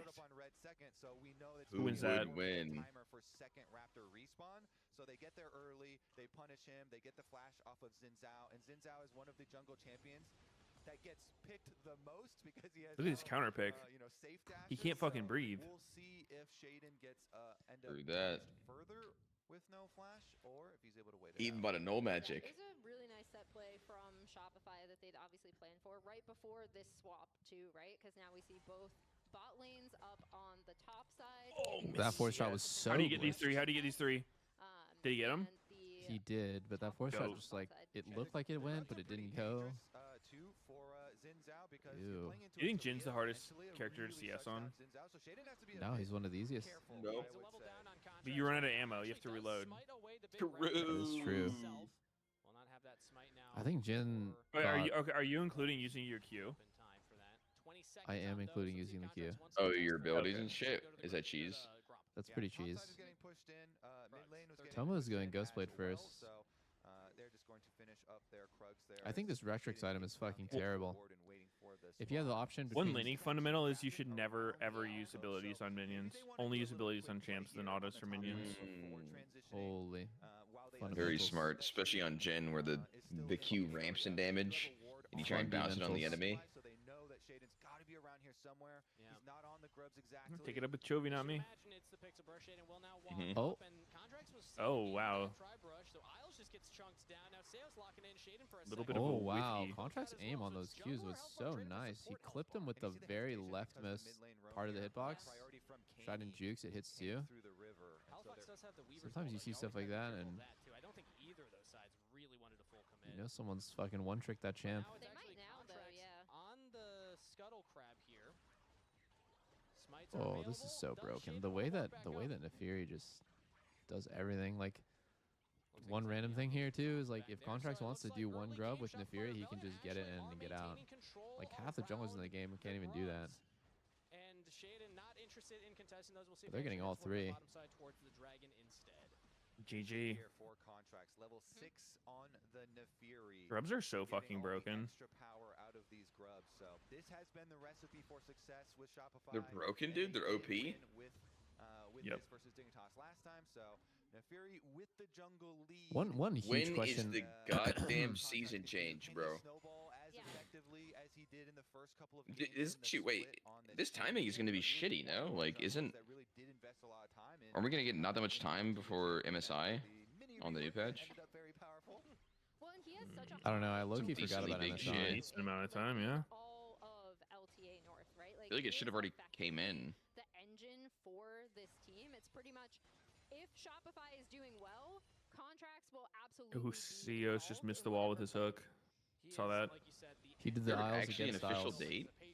Some of the highest in the league right now, and has also been the one making things happen in this game. I know there have been kills, but wherever Contracts is going is where our eyes are paying attention to, whether it's the invades. The one thing I whether don't it's fully the contest understand around the grubs. And currently, you know, his little is lead is why do you match? Why do you initiate a swap that you know you're going to lose the grubs on? So like this game, right? Tomo and Isles swap top. But like if you saw into the future, like I think you could pretty easily tell that like MF's stronger than Jin early, Nautilus and Rel are pretty even. I feel like Nefiri's and Zen might be even as Dude, well.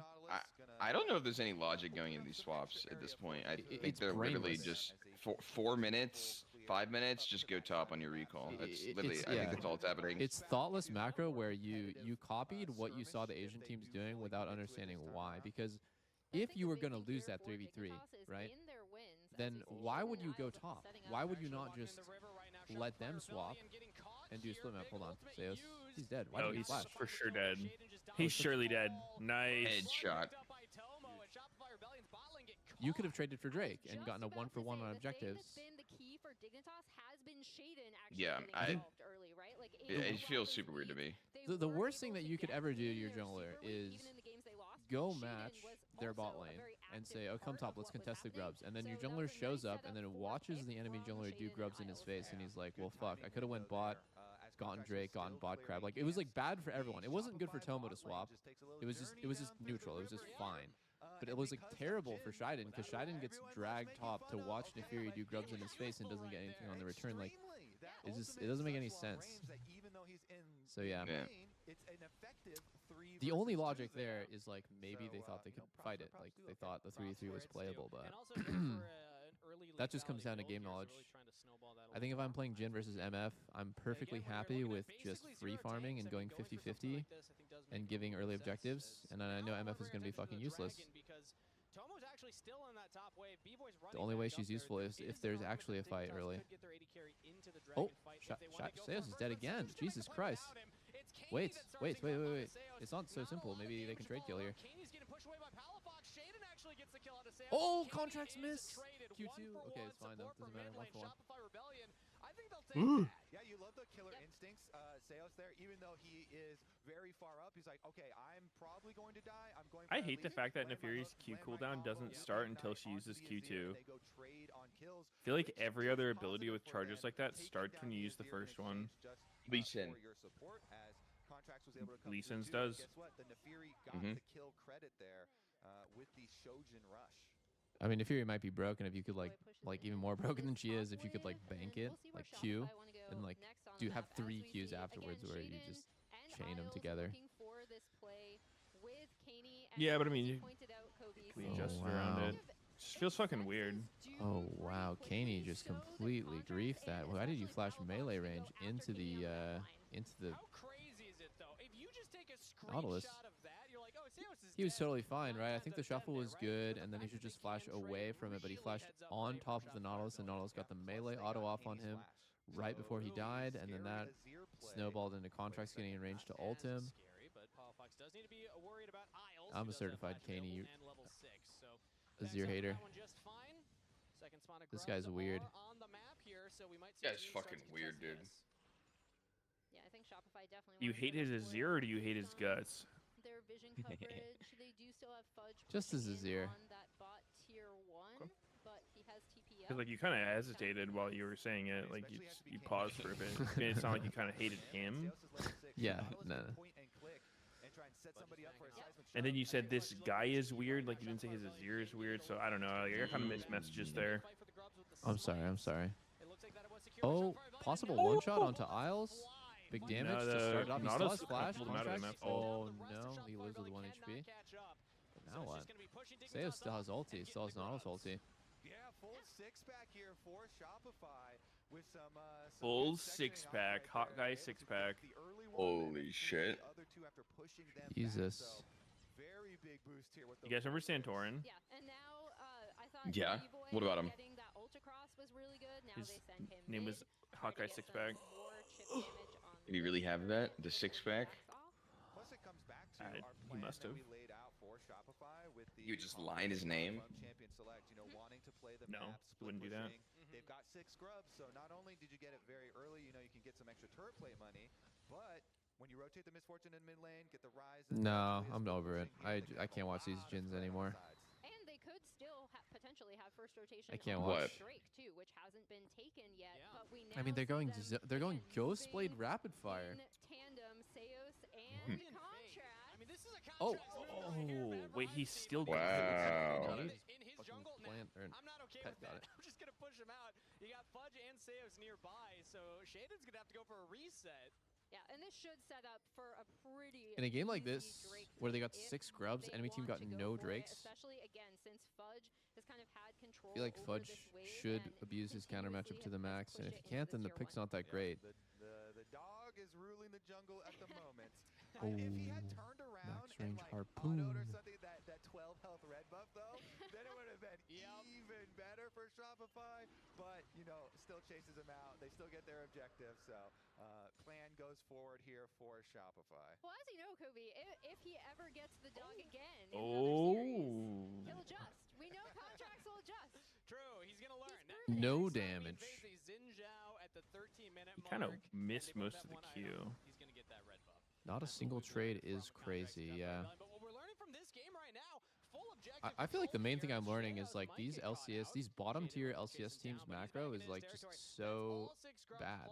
I mean, I try to understand it from the perspective like what they might be saying or thinking, because like it's not like any team is always going to be making like the best calls, but like I feel like there's some things where you just have like a logic to what you're doing.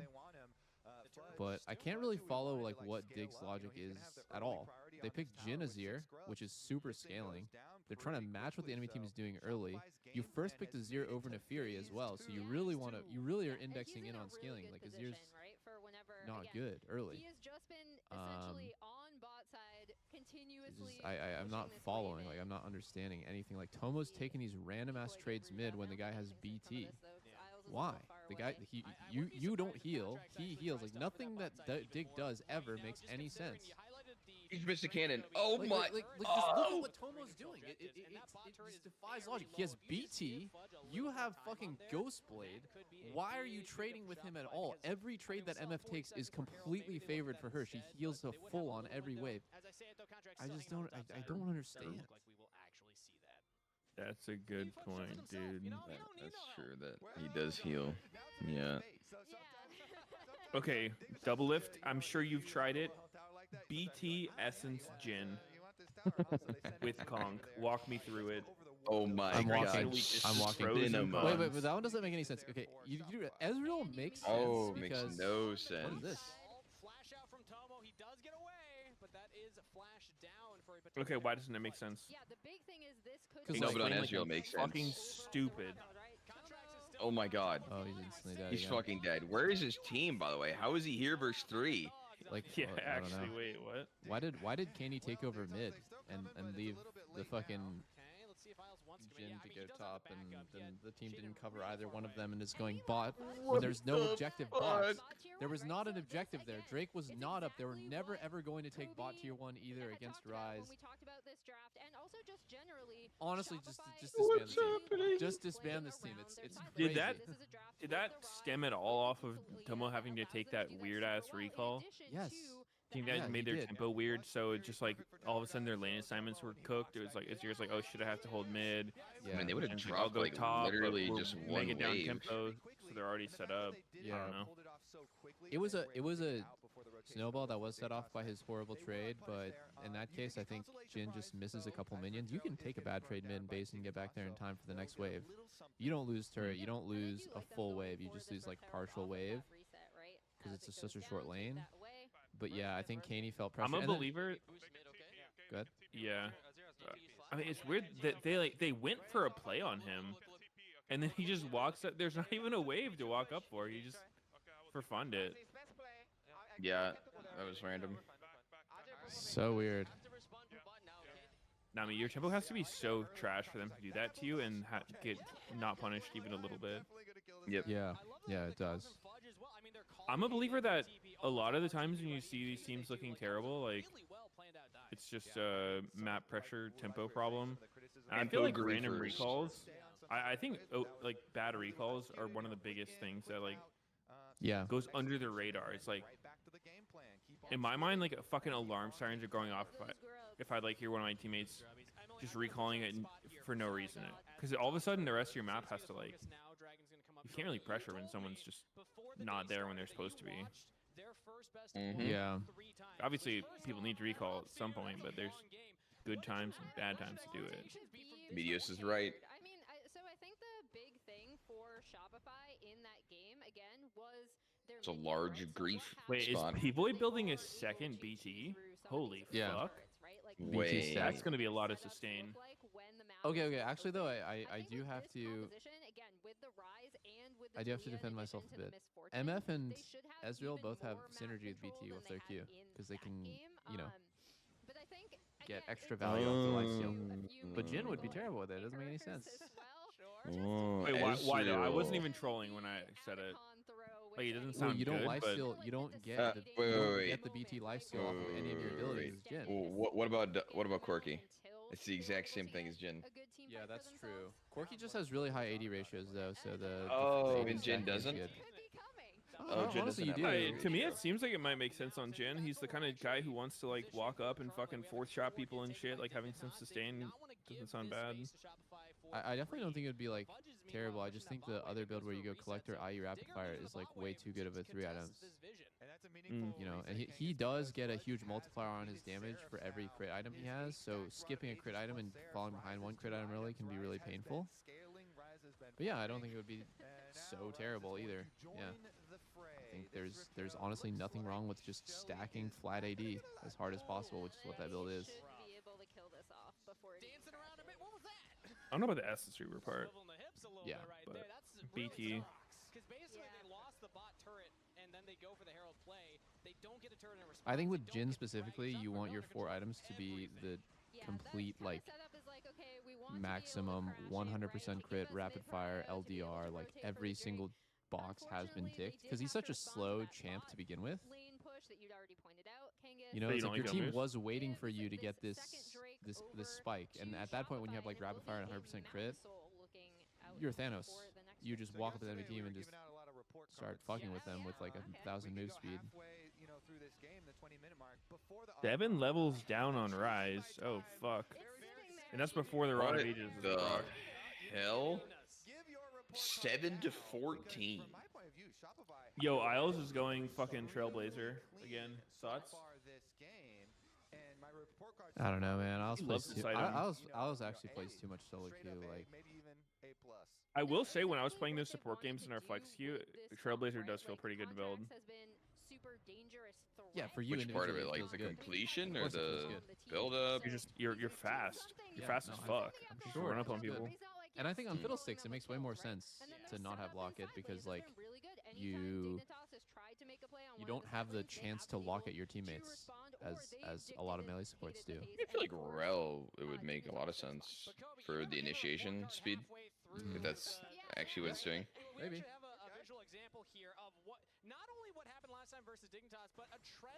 I don't think Locket's bad either, though. Like, I think if you're against an AoE team, Locket would probably be best. I think Locket's just tuned really good right now. Like, the shield it gives is fucking fat, even early. It's just good. It's a support item that gives decent stats, and it gives your whole team a ruby crystal. So it's like ruby crystal times 4. That's a lot of value for the carries. Isn't it more than a ruby crystal? Sure, it's whatever.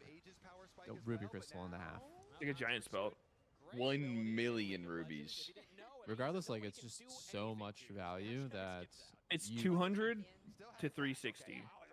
Okay, so yeah, it's essentially a giant spell. That's literally a giant spell to your whole team. That's pretty good. 5k gold. Yeah.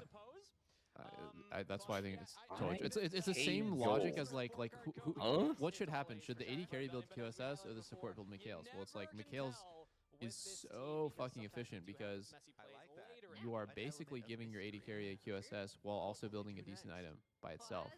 We see from Dig, they're setting up on the spot sides potentially. If you could inject 1,300 gold into your AD carry as support, you would, right? So like, why the fuck would you not buy Mikhail's from him in a game where he needs it? Oh shit! Oh, what the fuck? The stats on Mikhail's are a lot better now too. Yeah. 250 health, 15 haste. That's pretty good. I don't know who Mikhail's is. I know who Michael is though. Michael's blessing. Yeah. Wait, it heals again now too? Yeah. Pretty big heal, isn't it? It's a big one. Missing health. Big.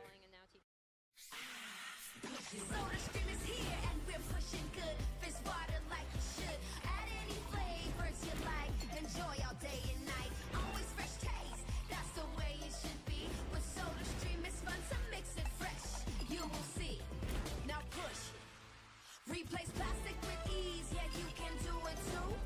SodaStream makes it fresh and perfect for you. Now push it. It's fun to push it good. Comcast Business helps turn businesses into seamlessly restocking, frictionless paying, quickly customizing, patient scanning, modern businesses.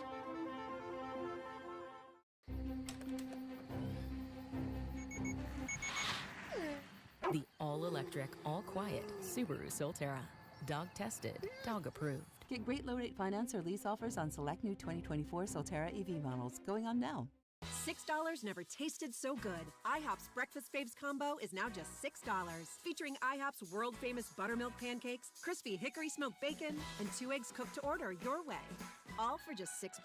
Part of the new $6 House Faves menu.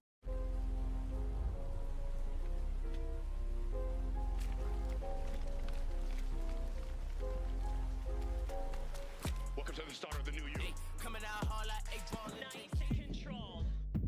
Worry about yourself, nobody else. Yeah, we've been flying, that's so plain. Keep grinding, Peloton. Look at all. I'm here with you, come on. Look at all these niggas that can't compete. Walk in, out. I be going hard. That's the way you push through, baby. Proud of you.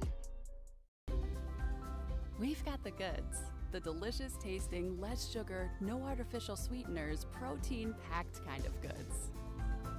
Too good, because the world needs more good. Bad for Sir D. The shuffle, and Shopify Rebellion can do no wrong. They win another scrap. Yeah, they've got the Otacon revivals at their back here, so they can afford to take these scraps inside the enemy jungle. They say, Dig, okay, I'm back. What the fuck happened? Oh my god. Extract him from the situation, and Classic Sneaky just going AFK for hours on end in the middle of the co-stream. Nice job, man. Literally a fucking minute.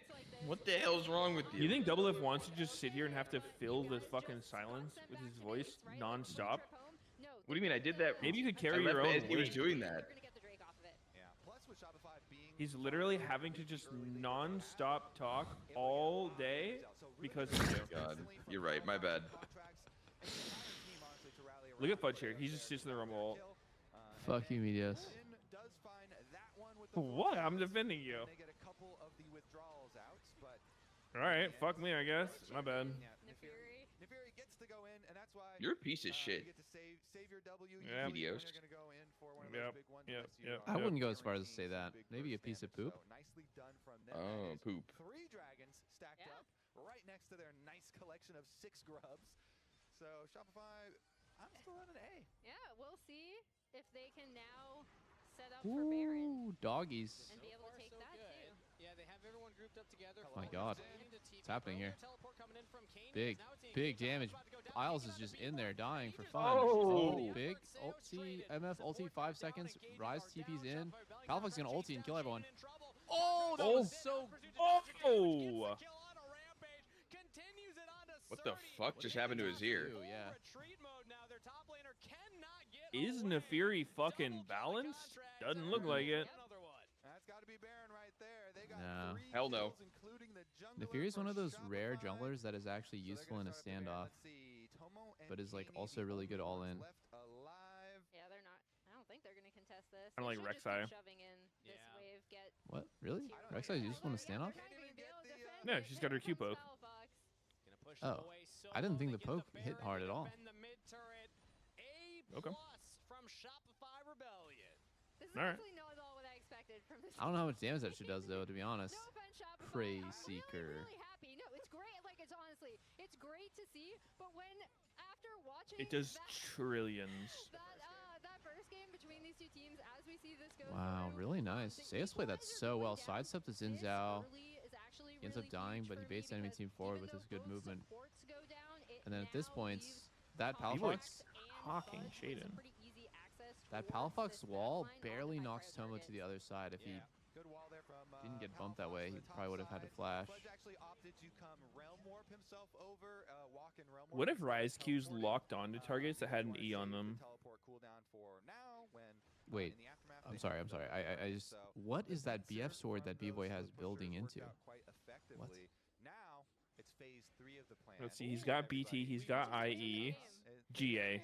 You have done all of the hard work. Okay.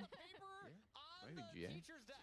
The only other BF item that builds. Oh, wait a minute. Oh, shit. Oh, unlucky on that timing right there. Azir, the full tank hyper carry mobile playmaker. I see.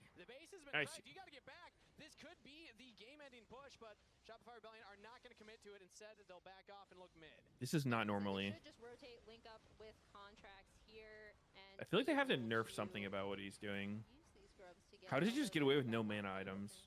Yeah, Not even a the, Nashers. Minute and a half here towards the Dragon Soul, Mountain Soul. Very, very powerful.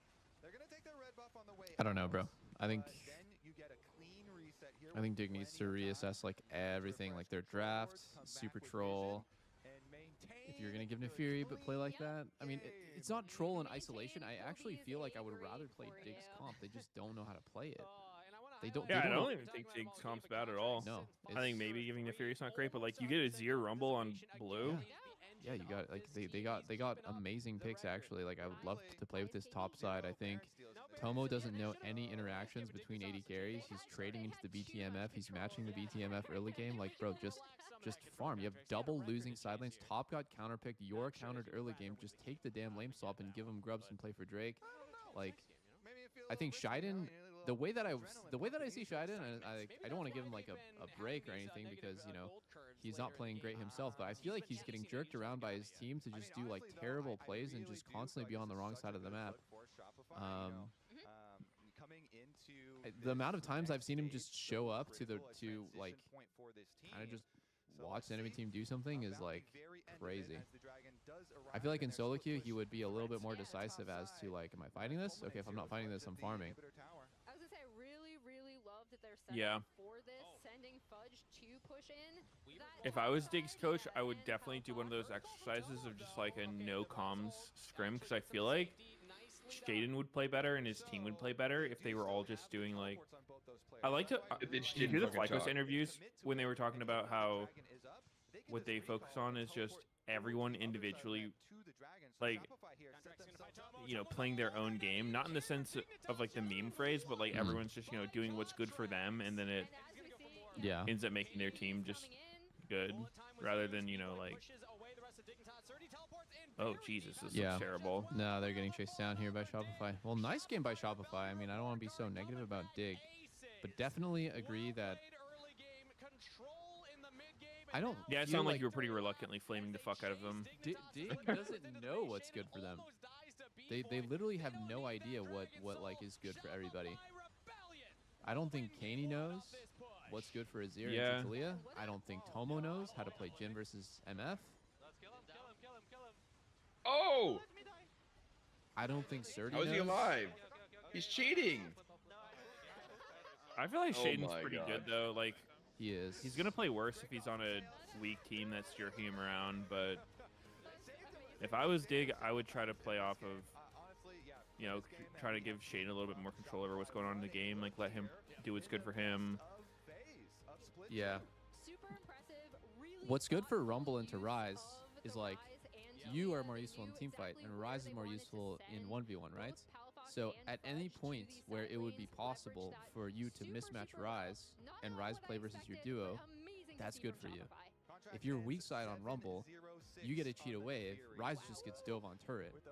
Like, I think every single player on Dig needs to understand like what they're looking for before the game even starts. But I don't know. I don't know who's like making calls. Maybe the coach isn't doing a great job of like identifying that stuff. Calls. Yeah, I don't know. They don't seem to have too much experience as a team, so Thank you, Kangas. Wow. don't know what they're going for. Shopify, on the other hand, very smart. Everything they did made sense. That's contract right there. I didn't put his name Very smart. But that's contract. It's implied with the barking and the 1,000 kills. He's got that dog in him. I mean, he's playing Nefiri constantly, and his DPM is. What room are they in? This isn't the normal lounge. I think it's the same room, but they like redid it. The barking or the game? Oh wait, dude, I think they're in the fucking smoothie lounge. No, they're 100% in the smoothie lounge. Oh wait, you're Look right. at the Those chairs. chairs, Oh, I yeah, see they them. are. Yeah. To me, he's been kind of the biggest bright point for Shopify throughout this split, and does feel like, you know, when I talked to Shopify's coach at the start of the year, one of the things that they really talked about was that Palafox and Contracts were supposed to be this kind of like aggressive 1-2 combo. Dude, that's and crazy. Sludge and B-Boy were supposed to be stable lane. They're in the fucking smoothie lounge. They got kicked out of everything that they have. Yeah. Where do the players even hang out now, bro? That's where we got our smoothies and food. In some of his previous games, but this one as well. He's just done a good job of creating action. Yeah, he's getting more and more comfortable on the pick because I think in the previous games he was invading super early in the game, but now he's finding similar plays later in the game. So 23 minutes. This was actually Yeah, look, you can see people walking in the background. Where Shopify did have control. They had 6 grubs at the time. They were up a little bit of gold, but this start onto the Otacon led to a big win. And I like the How would pro play change if coaches could spectate and communicate with their team during live games? I think a lot of coaches with really terrible game knowledge would get exposed. I do feel like a lot of times, You literally need old players. yeah, Or the not old coaches players, actually but, like, good have players. no idea about the game, but what they have put in an absolutely metric fuck ton of hours to watch, and so they're able to like regurgitate like things in specific moments, specific games where like certain like strats were executed, and just show that to their team. But their actual game knowledge and like moment to moment gameplay and like identifying like what to do, how to do it is like pretty bad. Yeah. But they can make a nice, neat presentation, you know, like theoretically. I think the Rise game also made a lot of sense here. And I've got to say, I feel like Yeah. teams are going to have an easier time playing with Rise top than Rise I'm always a mid. I believer don't that know a if that coach makes should sense to you guys, be able but to watch the because game from their basically team's the vision way I and see like Rise is that you have to know actually what use this as a each split person pusher should be to doing really at any given succeed. moment. And teams are so used If they to can't do playing that, then with their game knowledge is Azir and probably playing not with very good. Talia and playing with these champions that have very clear Jesus. ways to team What? fight, What do you or mean? Like push that's back, just. or Oh my finding God. an engage. Whereas I think It is both what of it is. those when are teams get a extremely lead on the valuable though. Rise Like flank, they for me, still are like I kind wouldn't be of able to just coach a bringing team some because team fight I and don't trying to think play I it would out do a the great same job way that like you would if you had the presenting zero the or information champion fight champion, to where you have to play through sides, and I think that they're like struggling part with of that. coaching is Whereas like top laners, that's people more your skills, role generally mediating anyway, conflicts, is and like actually playing also through side and then joining the fight yeah, how to late. teach, So I feel like knowing it how to comes more teach, naturally and to these top laners, and I I'm also feel like terrible at that. But it's working better with the other team part of because the coaching team that is more so used to important them is like playing that way. actually And knowing what the tangent, right just 'cause you play brought up is, Talia, I feel like and pick's that maybe can only be taught by just having a ton of I game think knowledge it is, and yes, really open. But I just being the good at more the I game. see it, especially when And you get the that's, feats you know, cooldown boots that give you move speed every time you best land a coaches can do Q. both. I've seen more people upgrade to those boots. Just not a than lot of on the those. CDR Getting upgrade. buff next patch too. That champ. Yeah, I think it's 500 gold now instead of 750. Yeah, that champ is. Anyway, that's a total tangent. Contracts is got that dog in him on the Fury. But let's pull up predictions for the series. Got that Rex. dog in him. Because we didn't get to this. First, we we're didn't going to be get talking about I mean, contracts so a this little is bit more. in solid just thumbs split up. 2. Yeah. Insane So stats. Zhao's legit Only one perma thumbs up. losing. What do you play though? I don't see anyone else's thumbs up. I think one It feels like thumb is Vi, very much Sejuani, and Nefiri are doing well. Thumbs just willy-nilly like that. What do you do if those aren't up? I don't know. My view for sure though is Nefiri's in a tier of her own because she has a super fast clear and decent ganking, but also is like just good in every type of comp. She can kite back and poke. She can go all in, and if she ever gets ahead, she's literally just running in the enemy jungle and just like creating so much pressure by herself. Kind of like a Recon. Yeah. Like just like running in there and just like, okay, what are you gonna do? Like fucking like jump at me? I'll just kite, bleed you to death. Can't get caught. Jump over walls. So annoying to play. Yeah, against. being able to run around without getting caught is actually so broken because it just opens up so many more things that you wouldn't be able to do otherwise. Yep. Also one of the best. If you're divers Xin in the Zhao game. and you're running around into fog, you're probably just gonna fucking die straight up. If you're Nefiri, you're gonna bait them to use shit on you and get out and probably chunk them in the process. It's just not even comparable. Yeah. She does seem to have like every tool in the game, just no CC. I mean, even the dives that we see Nefiri do, right? It's just like you fucking ult into them onto turret, do your entire rotation, and then just like immune the tower. It's crazy. Her W needs to get nerfed. Like that shit is so fucking wild. Yeah. Look at that fight right there. Contracts ults onto Azir and trades for Azir ulti, Nefiri W. But yeah, when Nefiri's down, I do think that Xin Zhao does become high tier. I don't view Sejuani as highly as like the NA teams do. I think Xin Zhao, Lilia are really strong, but then Lilia you can only really pick if they blind a tank or have a really tanky team comp. You can always go Sedge. You can always go Sedge and Skarner.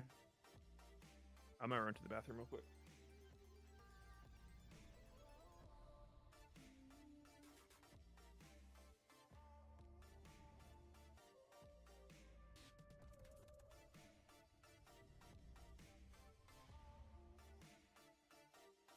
I'm not a coach nor paid to do that work. I see better mechanical players than ARAM. What? Yo, this guy's delusional, no? The region is just really lazy. There's real talent in the West. We just recycle the same players who've proven to be incapable. Where? Where's the talent? Where's the talent? I can tell you which players I think are tier 1 capable while being in tier 2 right now, but like you're actually completely delusional if you've ever watched any of Near Airport's videos or scrims or matches. If you think that there's like an abundance of talented and highly capable players that are just unseen gems by the coaching staff. I think like the players just need better guidance from like veteran players that are still playing.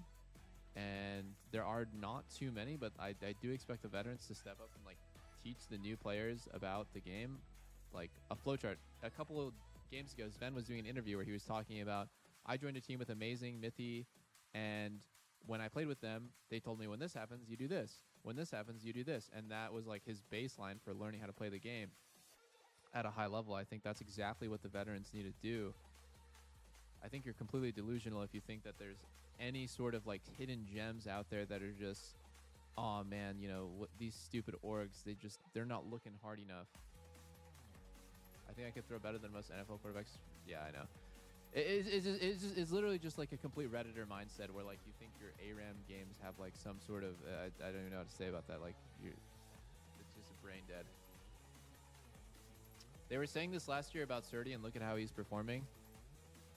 I think if Surdy had a team around him the same way that Masu or Danny or JoJo did in their like if you put Surdy onto a team the same way that FlyQuest has Bwipo and Inspired and Mythi, he would look a lot better.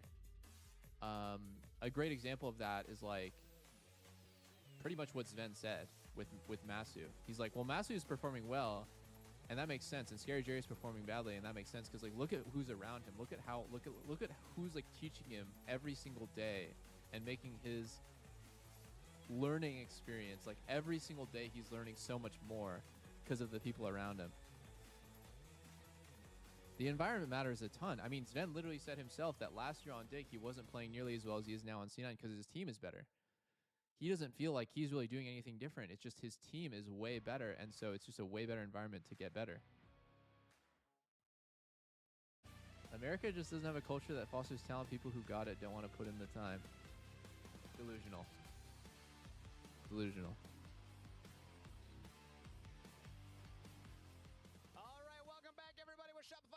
Doesn't America just absolutely shit on the rest of the world in pretty much most Olympic sports?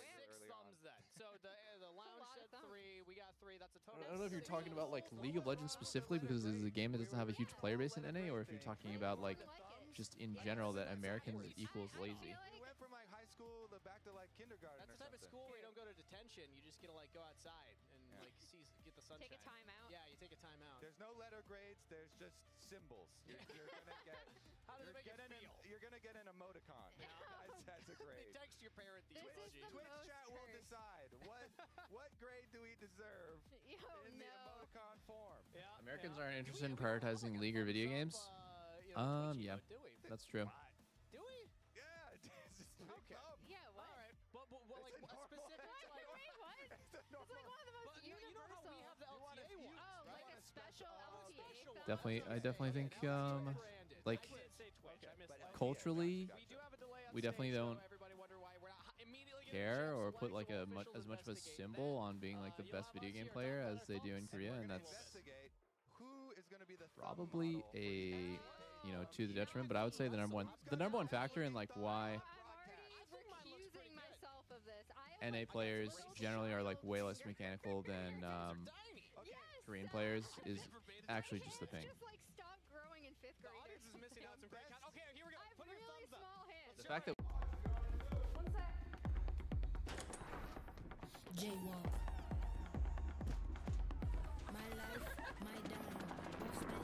Just fine. Mom, I've tried everything. Left foot, right foot, left foot, right foot, left foot, right foot, left foot, right foot, left foot, right foot, left foot, right foot, left foot, right foot. My face they revert. Round table holes, I just eat them for dessert. Eeny, meeny, many more, you could be first. When creating a home, you want everything to be just right. Whether it's our stylish beds or comfy green tea infused mattresses, we have all the perfect pieces to make it the perfect fit. Zenus, welcome home. $6 never tasted so good. IHOP's Breakfast Faves combo is now just $6. Featuring IHOP's world-famous buttermilk pancakes, crispy hickory smoked bacon, and 2 eggs cooked to order your way. All for just $6. Part of the new $6 House Faves menu. Red Bull gives you wings.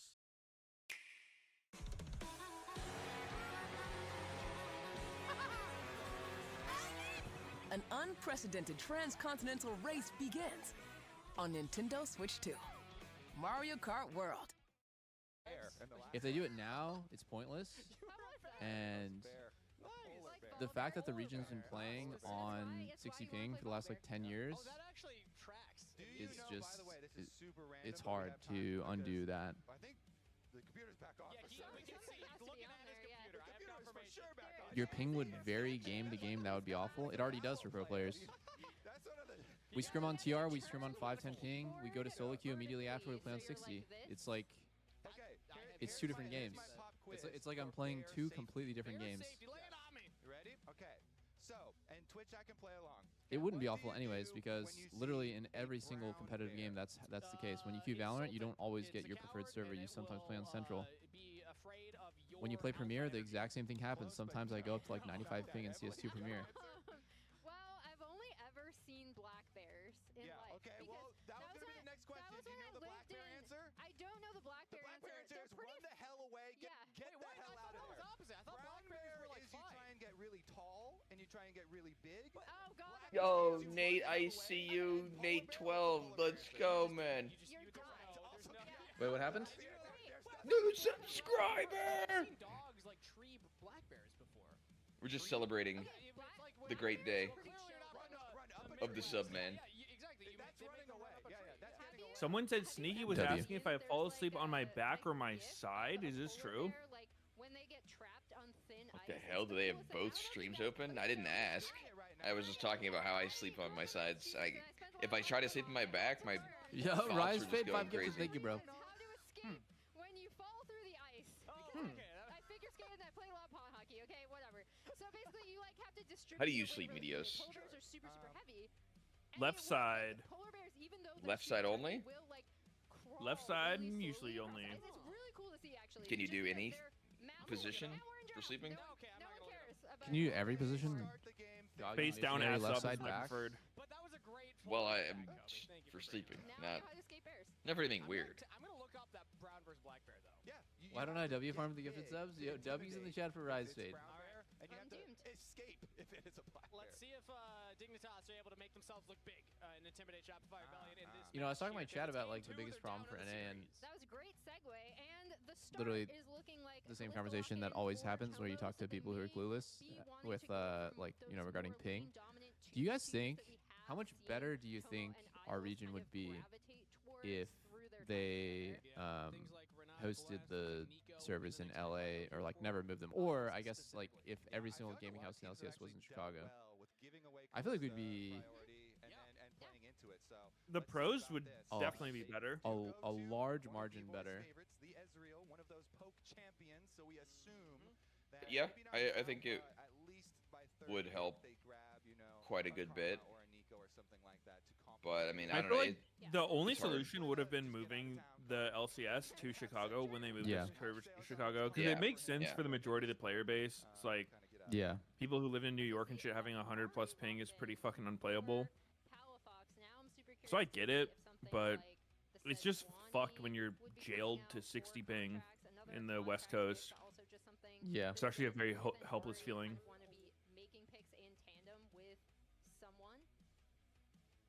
Let's see what that somebody is. Contracts has a lot of jungles he could pull out for this position, but 55 ping or whatever is actually mega high, which is unfortunate.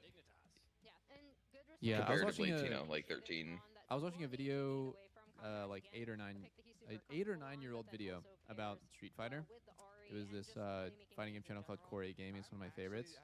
There's a video Oh, yeah, I I've say seen that. about how netcode is so important for the like integrity of the fighting game, because and it was a string of interviews that got strung together about pro players in Street Fighter talking about Street Fighter 5 is so laggy, and the way that the pros play around that lag is you just have to guess. You're not reacting to anything anymore, and that is exactly how the best way I would describe playing on 50 ping for League. You see a skill shot, you don't react to it. You just hope that you dodged out of it already. You guess, right? And the same way with the guy that's throwing the skill shot. You know, like let's just say you're playing like Jin or something, right? Like you're not really like doing anything with your skill shot except for just guessing if they're going to dodge left or right, and you hope that they guessed wrong. But then you go to Korea and it's like, well, now every skill shot is different.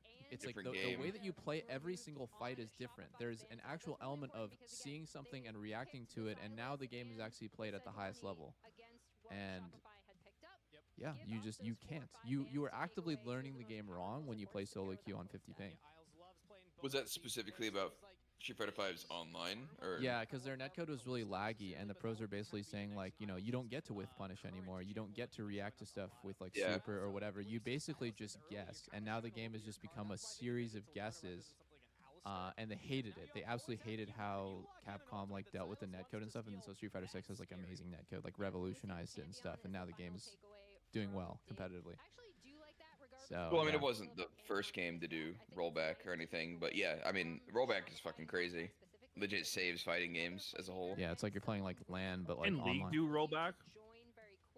I don't think so.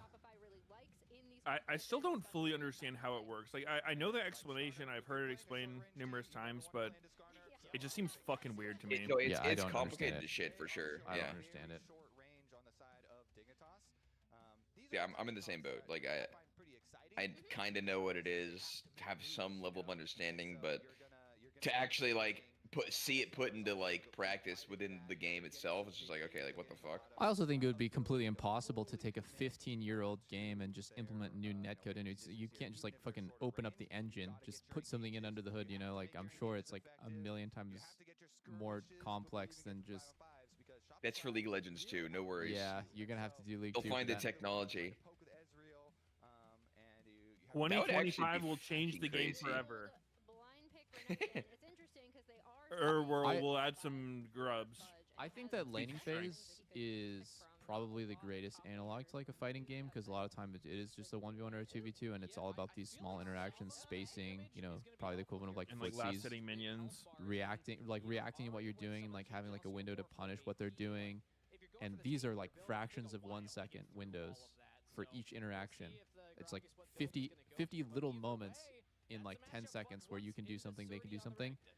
And yeah, we just don't get to practice that, period. I mean, it's because fighting games are a lot easier than League. Yeah, fuck you. Yo, what is this comp that Dig has cooked? They're just going full apeshit. Yeah, this solo looks solo god-awful. AD carry Callista with quad melee, top jungle, mid, and support into This is the Ezreal Ahri. we needed 22-minute soul to win the game comp. But like, wouldn't this comp make sense if the other team is playing like Orianna and MF, but they're playing Ezreal Ahri? How did we get here? How did the draft go this way? And also notable from Dignitas' bot lane, yes, it was a I don't know. I was eating. This would be if Shopify had Lilia. This would be the most 1v9 Lilia game ever. Oh my! I was Literally eating and I was ever. complaining about my ping. It was just fucked up. There was nothing I could do. Dignitas' bot lane strategy Yeah. has not been exactly what I expected it to be coming into this match, and I think it's cool to see some growth out of them in that Oh well. regard. Talking about I'm finding myself being quite a big Callista hater. yeah. Yes, sir. Maybe not necessarily. I don't think the champion itself is just unviable or something, but the way it's being picked with such priority, and then they're just it got slotting in picked like like a regular ass AD carry who can carry late game because she's I never got been that. last picked in some other draft Oh. yesterday. Yeah. Oh my god, my eyeballs on the My right. eyes. I think this would have been actually a really good game to play like a hyper carry type champ like Trist. The enemy team is playing relatively low damage. I think Trist is good against pretty much everything the enemy team has. And then, you know, if your team is going to go full ape, that's going to buy you a lot of space to do big damage. Into Wukong matchup. The Wukong is looking for the scaling play, you know, looking to get to the level 6 and looking to utilize Conqueror later on. So Sejuani has a lot of openings early on, to your point. You know, once you get level 3, a lot of plays, a lot of possibilities there. So we definitely will keep the camera a lot on Mr. Shaden as Kenny gets a nice little health trade. Okay, not a bad way to start. Brown lay down, black fight back, white good night. Okay. That's what I was saying. So it's not get big, it's play dead. Okay, play dead. That's Play it. dead. Oh, it's the polar The bears. black one is definitely I run see. away. But they said What are they play talking dead. about? They're on my side. I don't know. Yo, isn't that whole thing about like playing dead around a grizzly bear or a brown bear like I thought that was I'm gonna do debunked. it next time, and if I lose, if I lose my fight against Just the like bear, like I'm pissing playing on Twitch someone's chat. leg when they got stung by a Again, I might, jellyfish you is know, like come back dead debunked. or Am I making that up? I think at that point you might have other problems, Code. That like I haven't heard of it being debunked. okay. Or that it was ever necessarily like a guaranteed safety thing anyway. Yeah. We'll get there eventually. Wow, Caney. Oh my damage! This is what I want to see. This is what I want to see from Caney, not this Azir stuff. Chunks from Caney here in the early laning phase. What do you do if you see a Palafox? You fight it. I think you fight it. It's just like You a black bear. absolutely fight it. Katie's doing it right. And I mean, we see prio for Dignitas in all 3 lanes to start this game, right? Like, wow, thank you, production. I love when you follow what I say. As we see. So again, like. Well, Sneaky, I think if regardless a of jellyfish whatever does Shaden sting you in the leg, decides right? to do, I'm he should there. have a lot I'm of there, options wiener and out, got me. and I am ready to be on it. What the hell? Right there. A little rough, but yeah. Was that ever actually a solution, or was that If this was Jonas just Strong, a troll? he's like zooming in on it. It sounds like a troll. One of their observers is zooming in on I mean, it. we'll find out. I haven't heard of that one. Priority right now for Shaden to play with, and you The playing dead thing I could see working. can start to make things No, happen it's the essentially. So, ammonia in my pee that's going to disable the venoms Fudge in the actually walking jellyfish forward, sting. chunk onto Sturdy. Let's see how aggressive Sturdy wants to get Gotta this trust me on off this at one. Rage. And trades Let's right see. back. Low health bars, guys. I mean, it could. Actually, I heard it's not pee anymore. It's actually poop. I mean, the junglers are on the bottom side. What? So it's not Yeah. gonna pop off up there. It's been I don't- debunked. yet, Okay. But Gonna need okay, to do my own research on this one. No, I tried it. You keep taking turret shots, man. I mean, I mean, look, that We're Sejuani we're is good. taking that crab, guys. Yeah. Actually, I heard it's a Steve kiss on the Irwing lips. tried it last week. I learned that from Blabber himself. I heard it's actually a kiss on the lips. That's a good one. I think that, Oh. That completely counters the toxic venom. Oh my God, he's just Contracts might be dead here. holy Oh fucking no! damage. Bit optimistic. No, he's not in trouble. He's fine. And he plays hero. But the end result is because Shaden can play off the prio of his lanes, because he was able to get up there, now he is going to be able to get that Double crab. Double crab. Shiden is on his solo queue tear right now. Okay, so this game, it does make sense for Kalista to swap top at 4 minutes because they are going to play for those first grubs. Enemy team has Wukong, garbage champ, pre 6. And I think Shopify, okay, think about this. Shopify has Gragas and enemy team is Renekton. Why did they swap? Why didn't they just go bot and scale up with Ezreal Leona and go split map and go for first Drake? And Gragas is totally fine to 1v2. And Renekton is going to probably not be able to farm as well.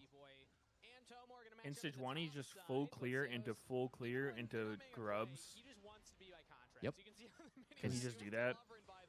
Well, that's what's going to happen. I think Shopify can't fight the grubs 100%.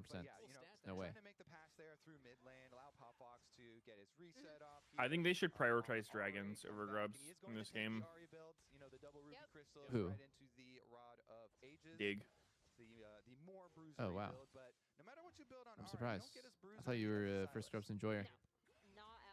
I am, but I think if you're playing this like 0 scaling whatsoever comp, you absolutely need the earliest fucking soul you can get. You need to just kill dragon on cooldown for any chance to win this game. Yeah, I see what you mean. Because I don't think grubs are good in regular situations, like with winning lanes, they're good. Yeah. But I think this game is a bit of an exception. I don't think they're as relevant. I think you get them like after dragon, but I would just prioritize dragon like as much as humanly possible. Mm-hmm. At this exact moment, like, you know, from Contract's perspective, he's going for his red, which does make sense. You know, he's going for his like first camp respawn and stuff. But I think there's nothing that Shopify can do. It's like you could have seen this situation coming 2 minutes ago. Wouldn't it have been better if Shopify just got first Drake, and then that would actually completely change the dynamic that you're talking about, where you know they feel secure because they got a Drake against a team that has to get 4 in a row to win. Okay, but what about this? If Dig has this advantage topside in his match lanes, right? Shouldn't they not let Wukong farm his top camps rather than just grubs handshake let Wukong farm his top camps? Yeah. What do you think if they just walk into the top side and play for all of Wukong's camps really aggressively here? Yeah, I think shouldn't contracts not be like for the same logic that you take the grubs? I feel like should contracts not Wukong feel out of the game? Yeah, that totally makes sense. Like a full split map. I think also like, oh wow, Seos was gonna eat him there. You're a fucking freak, bro. That's freaky. Oh, he freaky. Because Shiden hit level 6 off grubs too, so it's even more of a winning fight. It's like not only does he have a winning top, like a winning bot duo, I guess, on top, but he himself probably wins that 1v1.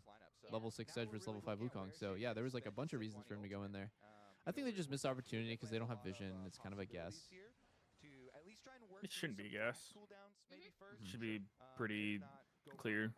You Yeah. should know his top camps will be up then. Yeah, look at this now too. They're both teams coming out towards the Drake. That's what I kind of mentioned that yesterday, where I feel like, to me, I've always seen that as like, if a team was playing truly to like the maximum potential and like pushing the enemy as hard as possible, you would do a play like that. But it's just a lot harder to coordinate because like there's a chance you go for that, and you know like what if one of your lanes isn't in a good situation, or like someone's recall gets fucked up, or like they don't move in time, and then the play goes bad. People would sit there and be like, well, we didn't need to do this. Like we were winning lanes. We could have just like, you know, done this more standard option, which is what they're doing now, which is true, but I don't know. I'm just imagining it from Shopify's perspective, and I feel like if I'm Wukong and the enemy team is just like actually pressuring me as hard as possible like that, I would be getting giga AIDS. And once the jungler's like fucked out of the game, like you can just do whatever you want. Yeah. Nice little health trade. Yeah, I think it's But a win-win. we don't see it often. I think it is very difficult to do.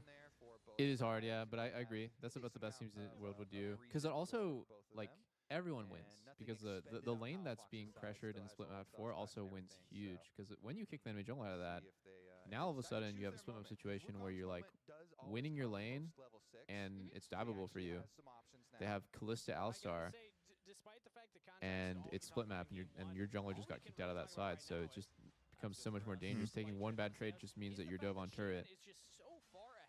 You have to play so perfectly. I feel like I think that's like the most aggressive way you can play the game, where you like I think it's a lot harder to play against when a team does that to you, because there's so many opportunities to get a fight. It's like you fight in the jungle, you catch someone on rotation, you bounce the wave, and then if they step up, you can walk up behind them, you can dive them.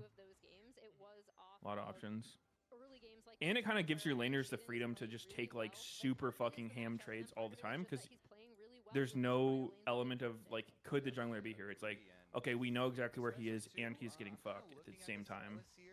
Yeah.